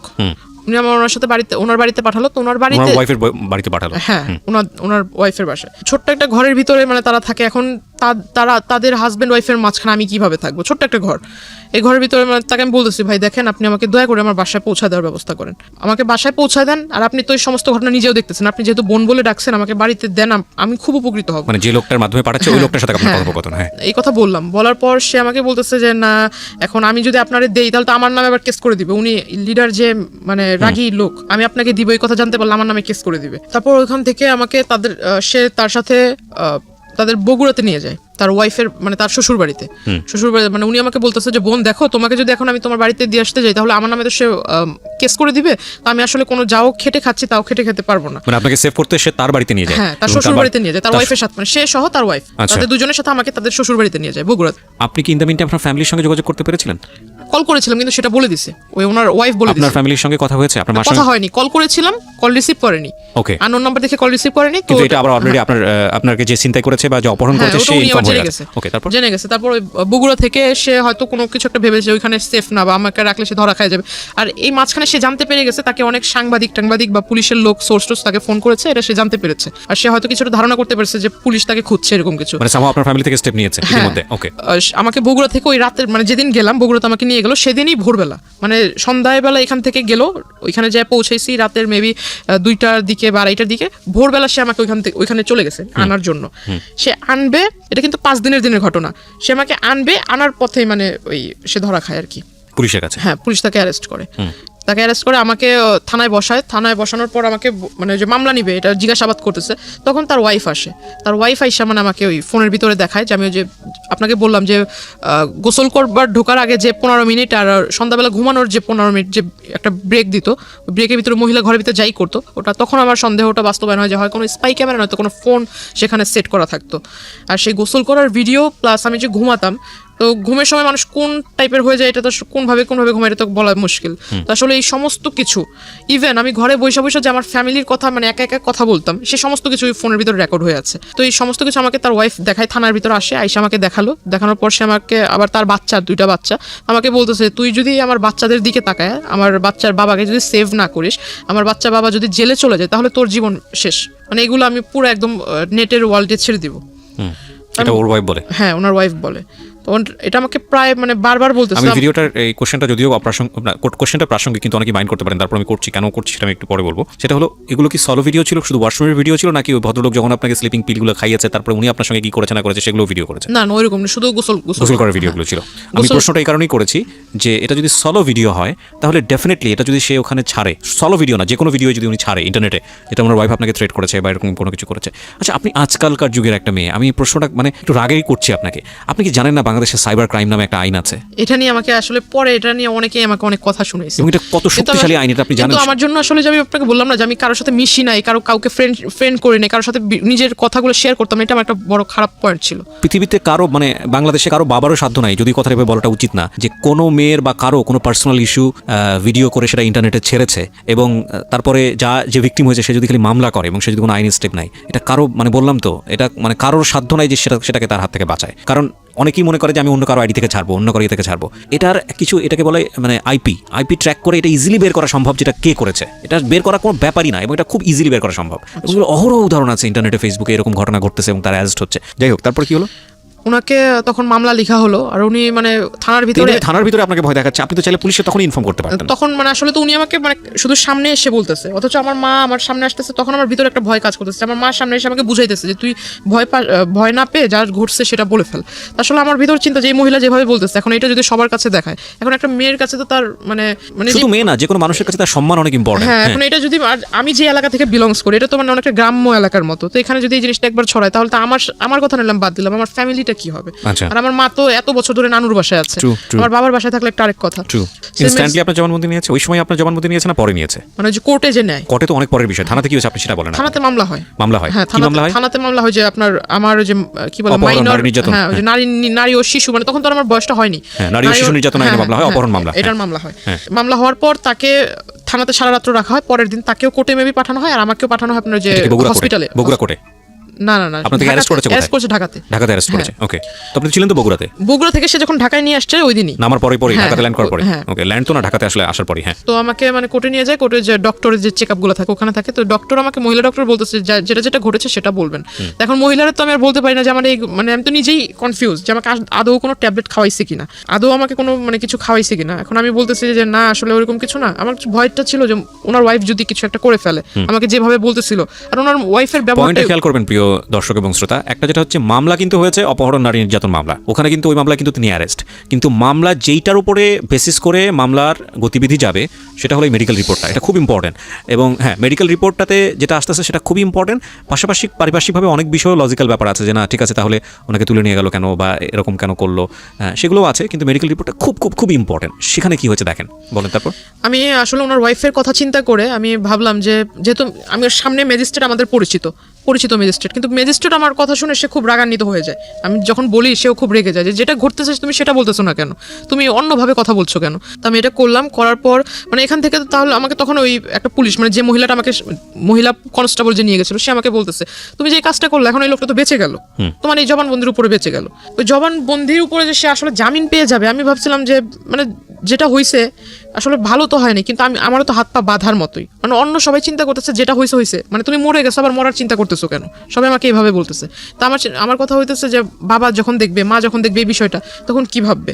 ডিসিশন পাওয়ার পর আমরা নিজেদের যতটুকু যথাসাধ্য চেষ্টা করে যে আসামিকে অ্যারেস্ট করছি, তা আসামিকে অ্যারেস্ট করে লাভটা কি হলো? ডেফিনেটলি মানে ক্ষিপ্ত হওয়া উচিত, আমরা নিজেরাই ক্ষিপ্ত হয়ে যাচ্ছি আপনার কথা শোনার পরে, খুব রেগে যায়। তখন আসলে আমি চুপচাপ ছিলাম, তখন আমাকে সে রাগ করে আমাকে বলতেছে যে ওরে বাড়িতে দিয়েও লাভ নাই, এর থেকে বোঝা যাইতেছে যে আসামির সাথে সাথে ওর ভালো কম্বিনেশন আছে। ইউ ডোন্ট ডিজার্ভ ইট, প্রথম কথা হচ্ছে এটা, কারণ আপনি এত বড় রকমের ভুল করেছেন, আনথিঙ্কেবল। ওকে, তো তারপর? তখন আর আমাকে মানে কেউ পাত্তা দিচ্ছিল না, কেউ দাম দিয়ে কথা বলছিল না, কেউ আমাকে মানে কোনো একটা ভালো কিছুর জন্য বলছিল না, সবাই যেন এরা এরা চলতো। 4 মাস না 5 মাস পর সে জেল থেকে বের হয়, বের হওয়ার সাথে সাথে আমার মামির সাথে কন্ট্যাক্ট করে, আমার মামির সাথে একটা ভালো রিলেশন তৈরি করে ফেলে, মামির কাছে এই পিকচারগুলো পাঠায়, মামি আমাকে এই পিকচারগুলো দেখায়। মামিকে পিকচার কি নেটের মাধ্যমে পাঠিয়েছে নাকি মেইল করে? মামির মেসেঞ্জারে উনি পাঠিয়েছে। সেটা তো নেটে ছাড়া হলো না, হ্যাঁ। ব্যক্তিগতভাবে আদান প্রদান হয়েছে, কিন্তু নেটে ছেড়েছে আপনি নিশ্চিত হয়েছেন কিভাবে? এটা তো মামির ফোন থেকে, মানে ওনার যে আপনার আইডি খুলে যে ওইটাতে ছাড়ছে, সেটার লিংক মামিকে দিয়েছে, okay. আইডির লিংকটা মামি আইডিতে ঢুকছে, ঢুকে পিকচার উনি দেখছে, দেখার পর আমাকে দেখাইছে। তখন আমি সুইসাইড করার আর কি মানে প্ল্যানটা করি।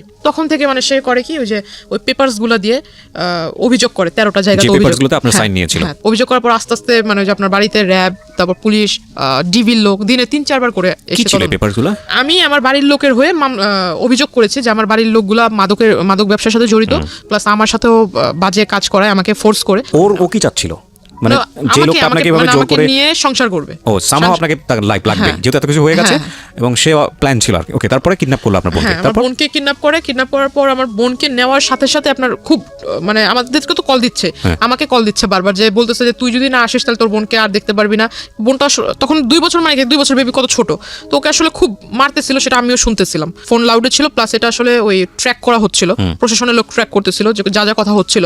তো আমার বোনকেও চর দিছে, আমার বোনকে নিচে ফেলে আমার বোনের মাথার উপরও বুট জুতো দিয়ে, মানে কি বলো ওটাকে, মানে চাপ দিচ্ছিল জোরে আমি জোরে। প্রিয় দর্শক এবং শ্রোতা, এই পার্টটাতে ওনার যে ছোট বোন এবং ওনার মা দুজনই স্টুডিওর বাইরে আছে, আমরা দুজনকে এখানে হাজির করছি, এবং ভিডিও পার্টে আমরা ওনার বোনের ফেসটা আমরা দেখাবো না, এবং যেহেতু ওনার অপ্রাপ্তবয়স্ক, আমরা একটু নিয়ে আসতে চাই, আমরা একটু ওনাদের কাছ থেকেও জিজ্ঞাসাবাদ করতে চাই, আসলে কি, বিশেষ করে ওনার ছোট বোনকে জিজ্ঞাসাবাদ করতে চাই। কি নাম তোমার? হীরা। আচ্ছা, হীরার বয়স হচ্ছে 4 বছর। ওকে যখন এটা করা হয়েছিল তখন 2 বছর বয়স আপনি বলছিলেন, তাহলে তোর মনে থাকার কথা না? তারপরেও আমি ওর একটা আমাদের একটা প্লাস পয়েন্ট ছিল, আমাদের জন্য না, এটা প্রশাসনের জন্য প্লাস পয়েন্ট ছিল, যে প্রশাসন ওকে উদ্ধার করে, সেই প্রশাসনের কাছে ও যখন উদ্ধার করছে, ওই অন দ্য স্পটে আসামিকে অ্যারেস্ট করার সাথে সাথে মানে ও কিন্তু ওকে যখন জিজ্ঞাসা করছে বাবু তোমার সাথে কি করছে, তখন মানে ও সমস্ত কিছু বলে সেটা তুমি মামলার চার্জশিটে, মামলা যেটা হয়েছে আমি সেখানে দেখলাম, নিজের মুখে বলছে। হ্যাঁ, মামলাতে কাগজপত্র আছে, দেখে আমি কিছু পাই নাকি। তোমার কি মনে আছে হীরা, যে 2 বছর আগে কি হয়েছিল, কে তোমাকে কোথায় নিয়ে গিয়েছিল, মনে আছে? কোরআন দিছিল, মানে ঘুরাইছে, পা ধরে ঘুরাইছে। ও পা ধরে ঘুরিয়েছে, চিন্তা তুমি লোকটাকে? কানা হ্যাঁ, ওর নাম আর কেউ কানা বলে, কানা বলো তুমি ওকে? আচ্ছা, তো কোথা থেকে নিয়ে গিয়েছিল তোমাকে? আমি খেলতেছিলাম, তারপরে আমার নিয়ে দিছিল, তোমাকে নিয়ে গেছিল, কি বলে নিয়ে গেছিল? কইছে কি আমারে মারবো, মারবে তোমাকে, ধরে নিয়ে গেছিল। কি করেছে তোমাকে? ঘুরিয়েছে, আর কি করেছে তোমাকে? তোমার সাথে পাউদে কোরআন দিছে, থাপ্পড় মারছে। থাপ্পড় মারছে? ওহো, তারপরে তুমি বাসায় আসলা কিভাবে? পাশে আমার নানা আইনা দিয়েছে। আচ্ছা, কিভাবে উদ্ধার হয়েছিল আমাকে একটু বলেন তো, আপনি আচ্ছা, বলেন। যে ওকে মানে আমাকে ওই লোক বলছিল যে তোর বোনকে যে আমি যে নিয়ে আসছি, যেভাবে নিয়ে আসছি, যে মাধ্যমে নিয়ে আসছি, এখন ওর মুক্তিপণ হিসেবে যেটা চাই সেটা হলো তুই। না, আমি বুঝতে পেরেছি, আমি রেজাল্ট জানতে চাচ্ছি। তো আপনি তাহলে কি করলেন? ওনার কথা কনভিন্স হয়েছে না? আমার কথা শুনে আমার মনে হলো যে যেহেতু আমার কারণে সে এত কিছু করতেছে, আর আমাকে পাওয়ার পর যদি সে আসলে এগুলো না করে, এগুলো থেকে যদি বিরত থাকে, তাহলে আমি আমার বোন এবং মাকে ভালো রাখার জন্য, যাতে আমার কারণে তাদের সমাজের লোকের কাছ থেকে কিছু না শুনতে হয়, আমি এই জন্য এতটুকু স্যাক্রিফাইস করবো। যেহেতু আমার লাইফের লেখাপড়ার ইচ্ছা ছিল, লেখাপড়া শেষ হয়ে আমি গেছে, কোনো ব্যাখ্যাতে যাচ্ছি না। তারপর আপনি কি তারপর করলেন? আমি আসলে যাই, ওনারা সবাই মিলে বসে একটা স্ট্যাম্পের মাধ্যমে, স্ট্যাম্পে লিখিত হয় যে ও আমাকে এই দিবে সেই দিবে, মানে জমি টমি দিবে, হাবিজাবি লিখে আমাকে ওর হাতে দেয়। এখানে একটা কথা বলে রাখি, যারা শ্রোতা এবং দর্শক আছেন, এখানে আমরা খুব সচেতনভাবে উনি যার সম্পর্কে কথাগুলো বলেছে তার পরিচিতি আমরা রিভিল করিনি, because this is not investigative show.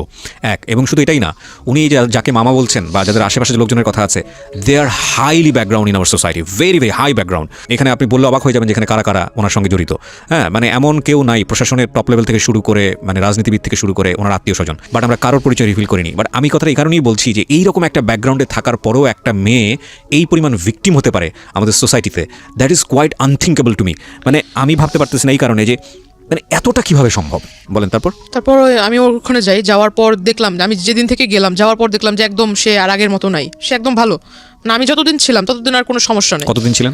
আমি ওখানে 15 দিন ছিলাম। তারপরে ব্যাক করলেন কেন? ব্যাক করার কারণ হলো সে 15 দিনের ভিতরে তার সাথে আমার এমনি কোনো গ্যাঞ্জাম হয়নি, শুধু গ্যাঞ্জাম হতো এটা, সে বারবার আমাকে বলতো যে তোর বাড়িতে কল দে, আমি তোর বাড়ির লোকের সাথে কথা বলবো, তোর বাড়ির লোককে আমাকে মেনে নিবে, আমাকে মেনে নিতে হবে। 65 বছরের একজন বৃদ্ধ মানে লোক, সে বারবার আমাকে এটাই বলতো। এবং আপনি হচ্ছেন তখন 17-18 বছর বয়স। হ্যাঁ, আর আমাকে বারবার এক কথা বলতো যে তোরে যদি আমি না পাই, আমি যেভাবে চাই সেভাবে যদি না পাই। মোস্ট কমন ওয়ার্ড, যারা ক্রেজি হয় ছেলেরা তাদের এটা খুব না, কম। না, যে তোরে acid যদি আমি না মারবে পাই এটা- অ্যাসিড মারবো বা তো হ্যাঁ। অন্য কারো হতে দিব না, কমন ওয়ার্ড। আপনি ছেলেরা কমন ওয়ার্ড কিভাবে বলবেন? সাথে অ্যাসিড নিয়ে আসছে, ওকে, সাথে করে অ্যাসিড নিয়ে আসছে। আচ্ছা, মামা আমাকে বাসায় যেতে বললো, বাসায় চলে যাই। বাসায় যাওয়ার পর আমি আসলে গেছি, তার পরের দিনই আমার নামে মামলা করে যে আমি তার বাসা থেকে আসার সময় জিনিসপত্র চুরি করে নিয়ে আসছেন। হ্যাঁ, তার জমি জমার টাকা পয়সা, তার পাসপোর্ট, তার নাকি ট্রান্সপোর্টের লাইসেন্স। বাংলাদেশে এই মামলা অসংখ্য মেয়ের নামে করে যখন এই যে বাসা থেকে চলে আসে। এই একটা মামলায় আছে, এটাই করা হয় এই শুধুমাত্র কিছুদিন হ্যারাসমেন্ট রাখার জন্য। ডেফিনেটলি সেটা আপনার ভাগ্যে হয়েছে আমার যেটা মনে হয়। তারপর আপনি অ্যারেস্ট হয়েছেন। হ্যাঁ, আমি যখন মানা করি যে আমি ওই লোকের সাথে যাব না, তখন তারা আমাকে কোর্টে পাঠিয়ে দেয়, এবং আমার নানা ওর সাথে ছিল, নানাকেও তারা কোর্টে পাঠিয়ে দেয়। আমার নানা চলে যায় কেরানীগঞ্জের জেলে, আর আমি চলে যাই ওই যে। আপনার নানাও জেলে চলে যায়? হ্যাঁ, নানা ছিল 2 দিন, কারণ নানাকে আর আমাকেই নি, স্যার কাউকে নেয়নি। মানে আসামি করেছে আপনাদের দুজনকেই। তো যাই হোক, আপনি কতদিন ছিলেন জেলে? আমি 3 দিন ছিলাম, আর আপনার নানা ছিল 2 দিন। তারপর আপনাদেরকে জামিনে বের করে গে? হ্যাঁ, না, আমার নানি বের করে। আপনার মার সাথে একটু কথা বলবো আমি। হ্যাঁ, আপনার মাকে আপনি দিবেন, উনি ইশারায় কথা বলুক, আপনি আমার হয়ে কোশ্চেনগুলো ওনাকে করেন, তাহলে উনি যদি অ্যান্সারটা বলবেন ওটা আপনি দুবাস হিসেবে কাজ করেন, ওটা আপনার কাছে রাখেন। আমি একটু আপনার সঙ্গে কথা বলতে চাচ্ছি, সেটা হলো যে আপনার মেয়ে যে এত কিছু করেছে, মানে এত ঘটনা ঘটেছে, এখন মেয়েকে নিয়ে কি চিন্তা করছেন? কিছু বলতে চান আপনি? বোঝেন তো।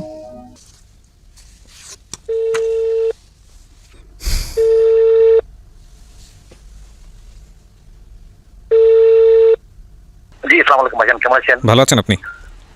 আলহামদুলিল্লাহ। আচ্ছা, আপনার কাছে ফোন দিয়েছি জানার জন্য, সেটা হচ্ছে জান্নাত নামে কোনো মেয়ে কি আপনি চেনেন? হ্যাঁ, চিনি। আচ্ছা, উনি এসেছিলেন আমাদের এখানে, জীবন গল্পটা এখানে বলেছে, তো পুরো জীবন গল্পেই যেটা হয়েছে যে আপনার নামটা জড়িত। হ্যাঁ, তো আমরা যে গল্পটা নিলাম সেখানে আমরা দেখেছি যে মূল বিষয়টা যেটা এসছে, বেশ কয়েকটা বিষয় আপনার বক্তব্য জানার জন্য আপনাকে ফোন দেয়া। এবং এই 1 নম্বর যেটা, সেটা হলো যে উনি যেটা দাবি করেছেন যে এক পর্যায়ে ওনাকে আপনি প্রেমে পড়তে বাধ্য করেন বা এরকম একটা কিছু, এবং তারপরে যেটা হয় যে ওনাকে আপনি কিডন্যাপ করে বিয়ে করেন, জোর করে বিয়ে করেন, এবং কিছু কাগজে সাইন নেন। এটা কতটুকু সত্য? 100% মিথ্যা। ইনশাআল্লাহ আমি কোরআন শরীফ হাতে নিয়ে আপনাদের সামনে বসবো, আমি সব এভিডেন্স দিয়ে আপনার সাথে বসবো। কিন্তু আমার এখানে যে এভিডেন্সটা আমি পেয়েছি, এই ঘটনার প্রেক্ষাপটে আপনার বিরুদ্ধে একটা মামলা হয়। হ্যাঁ, ওই মামলাটাতে সে 22 ধারায় কি জবানবন্দি দিয়েছে, ওটা কি দেখছেন? না, জবানবন্দির আমার হাতে যে চার্জশিটটা আছে, সেই চার্জশিটে আমি যেটা দেখতে পাচ্ছি, এখানে চার্জশিটে আপনাকে দোষী প্রমাণ করা হয়েছে। না, আমি এখনো দোষী প্রমাণনের মামলা প্রায় খালাসের পথে। সে তাকে যে অপহরণ করা হয়েছে, সে যে বলছে, এবং সে যে 22 ধারায় জবানবন্দি মাননীয় বিজ্ঞ আদালতে সম্মানিত ম্যাজিস্ট্রেট সাহেবের কাছে দিয়েছেন, ওই 22 ধারার কাগজটা তাকে দিতে বলেন। ওইখানে সেইটা প্রমাণ করে গেছে যে আমি তাকে কিডন্যাপ করি নাই। তারা তো শুধু তাদের কথাগুলোই বলছে, কিন্তু তারা মিথ্যা কথাগুলো বলছে। তো যেই জিনিসগুলো আমার হাতে এসছে প্রমাণের জায়গা থেকে, একটা হচ্ছে কিছু তদন্ত রিপোর্ট। প্রথম যে মামলাটা হয়েছিল উনি যে মামলাটা করেছিলেন, সেই মামলায় আমি যেটা দেখতে পাচ্ছি যে চার্জশিটটা দেওয়া হয়েছে, সেই চার্জশিটে স্পষ্টভাবে বলা হয়েছে যে আপনি ওনাকে কিডন্যাপ করেছেন। এবং এর পরবর্তী বক্তব্য আপনি যেটা বলছেন যে 22 ধারা বা মামলা ডিসমিসের পথে আছে, এটা হচ্ছে আপনার বক্তব্য, তাই তো? হ্যাঁ, 22 ধারা সে বিজ্ঞ আদালতে যে জবানবন্দি দিয়েছে, ওই ধারাতে বলছে আমি তাকে অপহরণ করি না, সে স্বেচ্ছায় আমার সাথে গিয়েছে। আচ্ছা, এটা হচ্ছে এই প্রেক্ষাপটে আপনার বক্তব্য, কিন্তু আপনি কোর্টকে রেফার করছেন। 1 2 নম্বর যেটা, সেটা হচ্ছে আপনার বিরুদ্ধে আরও একটি মামলা হয়।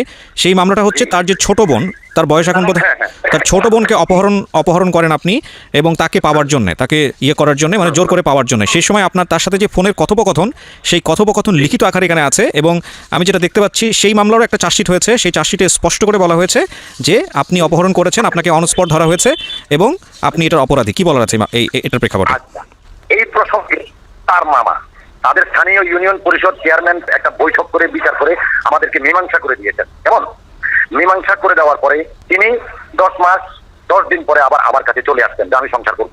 এই প্রতিমধ্যে তার মামা, তার নানি এবং তার তার নানা, তার মামি, তার মামা এবং সে প্রায় আমার সাথে যোগাযোগ করতো টেলিফোনে। আমি বললাম যে না, যেটা একেবারে শেষ হয়ে গেছে, ওটা নিয়ে আমি আর মাথা কামাতে রাজি না। যেটাতে বিচার হয়েছে সম্মানিত চেয়ারম্যান সাহেব বৈঠক করে এটা মিনিমাইজ করে দিয়েছেন, ওটাতে আমি আর যেতে রাজি নই। তখন সে বললে যে তুমি যদি আমাকে না নাও, আমি তো কলঙ্কিত হয়ে গেছি। আমার মা বাবা, আমি নানার বাড়িতে থাকি, আমার কোনো পরিচয় নাই। এখন আমার নানি আমাকে প্রথম যে মামলাটা, ওই মামলাটাও সে জেলে ছিল, ওই মামলায় সেও জেলে ছিল 16 দিন, আমি ছিলাম 21 দিন। আমারটা যখন তার এই প্রমাণ করে দিল আমার বউ বা আমার ছেলেমেয়েরা বা আমার লোকজনে, তখন মাননীয় আদালত আমাকে জামিন দিয়েছে। এজাহারে তার মামা তার ওই ছোট বোনকে নিয়ে আমার কাছে এসে বললেন যে তুমি একে রাখো, জান্নাতকে বা আমার মাকে ফোন দাও, জান্নাত চলে আসবে। মেয়ের জ্বালায় আমরা অস্থির, মেয়ে আর হয়ে গেছে, মেয়ে চরিত্রহীন। আমি বললাম যে না মামা, এটা কি বলেন, আমার পক্ষে এটা সম্ভব নয়। এজাহারে তার মামার নাম ছিল, কিন্তু চার্জশিটে তার মামার নাম বাদ দিয়ে সেখানে আমার নাম দিয়েছে। একজনও সাক্ষী দিতে আসে না, কোনো মামলা কে সাক্ষী দিতে আসে আচ্ছা, না। সবশেষে আমি আপনার নিশ্চয়ই আপনার বলার অনেক কিছু আছে, আমি আপনাকে বলার জায়গা থেকে আমি এই জায়গা থেকে আমি মনে করি আপনার বলতে দেওয়া উচিত, কিন্তু আমি শেষমেশ যে প্রশ্নটা করতে চাই মানবিক জায়গা থেকে, আমি প্রথম যে ব্যাপারটা আমি আপনাকে পরিষ্কার করি, আমাদের অনুষ্ঠানের উদ্দেশ্য আপনি দোষী না জান্নাত দোষী সেই বিষয়টা প্রমাণ করা না। হ্যাঁ, আমাদের অনুষ্ঠানের উদ্দেশ্য হচ্ছে যে এই রকম একটা অসম প্রেম বা জান্নাত যে কথাগুলো বলেছে বা আপনি আপনার পক্ষ থেকে যে কথাগুলো বলেছেন, মূলত ক্ষতি দুইজনেরই হয়েছে, রাইট? আপনারও ক্ষতি হয়েছে, তারও ক্ষতি হয়েছে। সো এই ক্ষতির বিষয়টা মানুষ জেনে মানুষ যাতে সচেতন হয়, আপনাদের দুজনের কারো দিকে আঙুল তোলা আমাদের অনুষ্ঠানের উদ্দেশ্য না। অনুষ্ঠানের মূল জায়গাটা হচ্ছে মানুষকে সচেতন করা, এবং একই সাথে আপনাকে এটাও বলতে চাই যে আমাদের এই যে আমরা আপনাদের দুজনকে দেখিয়ে মানুষকে সচেতন করছি, আর যদি দোষী বা নির্দোষের ব্যাপারটা থাকে সেটা সম্পূর্ণ এখতিয়ার হচ্ছে কোর্টের। আমরা শুধু কিছু কাগজ পেয়েছি এবং আমরা মনে হচ্ছে যে আপনার বক্তব্যটা জানা উচিত, সে অর্থে আপনার বক্তব্যটা জানলাম। এবার আমি আপনাকে কিছু প্রশ্ন করতে চাই। প্রথম কথা হচ্ছে আপনার বয়স, আমি যেটা দেখলাম কাগজে কলমে এখানে 50 বলা হয়েছে, তো সে বলছে 65। হ্যাঁ, তো এই যে 50 বছর বয়স বা যাই বলি না কেন, এইরকম একটা বয়সে থেকে পূর্বে স্ত্রী থাকা অবস্থায়, বাচ্চা থাকা অবস্থায় এরকম একটা আন্ডার এজ মেয়ের সঙ্গে আপনার সম্পর্কে যাওয়ার প্রয়োজনটা কি ছিল? আপনি শুধু এই বিষয়টা বলেন। আমার কোনো প্রয়োজন ছিল না। তার নানি এবং তার নানি যখন যে মামলাটা বিনা দোষে আমাকে এবং তাকে জেলে দিয়েছিল প্রথম মামলাটা, এই মামলার পরিপ্রেক্ষিতে সে জামিন পেয়েছে, আমি জামিন পেয়েছি। জামিন পেয়ে আসার পর সে কার কাছে খবর পেলো আমার জামিন হয়েছে, সে আমাকে টেলিফোনে, আমার ফেসবুকে যাবতীয় টেলিফোন মানে করতে করতে আমাকে অস্থির বানায় ফেলছে যে আমি আপনার কাছে মাপ চাবো, দেখা করবো, এই করবো সেই করবো, অনেক কথা। তখন আমি আমার বউকে জিজ্ঞাসা করলাম আমি কি যাবো, বলে তোমাকে এত মান সম্মান, তোমার রাজনৈতিক নেতৃত্ব, তোমার জীবন ধ্বংস করে দিও, তুমি আবার তার সাথে কেন দেখা করবা? আমি বললাম না যাই, নো প্রবলেম, অসুবিধা, তুমি কোনো চিন্তা করো না, আমার কোনো ওই ধরনের টেন্ডেন্সি নেই। আমি তাকে মেয়ের মধ্যেই জানতাম ভাই, বুঝছেন? আপনি তাকে মেয়ের মতো জানতেন, সে আপনাকে বিয়ে করতে চেয়েছে, এগুলো কি বিশ্বাসযোগ্য? মানে আপনি বলেন, আপনি যদি একটা রাজনীতি ব্যক্তিত্ব হয়ে থাকেন, মানে আমাকে কি দিয়ে ভাই, আমাকে যদি তার ভয়েস রেকর্ড গুলো আপনি শোনেন, আমার কাছে সব আছে তথ্য। ওরা কিন্তু ওদের গুলা দিয়েছে, আমি কিন্তু আমার গুলো এবং ওদের গুলা দুইটা আপনাকে প্রডিউস করবো। আমার লক্ষ লক্ষ টাকা নিয়েছে, তারা জেলও ছিল, তাদের বিরুদ্ধে আমি মামলা করছি, তাদেরকে আমি জেলও খাটাইছি। কিন্তু তার ভয়েস রেকর্ড গুলা, তার চ্যাটিং গুলা, তার ভিডিও সিডি গুলা যদি আপনি দেখেন, তাহলে আমি তাকে দোষী করি না, কিন্তু তার সম্পূর্ণ দোষ হচ্ছে তার নানি। ডেফিনেটলি। সো এই হচ্ছে জান্নাতের জীবন গল্প। আমি শেষ বেলায় এসে খুব ছোট্ট করে যে কথাটি বলতে চাই সেটা হলো যে জান্নাত কতটুকু ভুল করেছে, কিংবা যে ব্যক্তিটি, যিনি 50 ব্যক্তি জান্নাতের এই জীবনের জন্য দায়ী, যিনি নিজেকে এখনও জান্নাতের স্বামী বলে দাবি করলেন, তিনি কতটুকু ভুল করেছেন সেটা আমাদের আজকের এই অনুষ্ঠানে আঙুল দিয়ে তাদের দুজনকে আঙুল দেওয়া বা আঙুল দিয়ে দেখিয়ে দেওয়া আমাদের উদ্দেশ্য নয়। আমরা শুধু বলতে চাই যে জান্নাতের মতো ভুল যেন আপনি না করেন।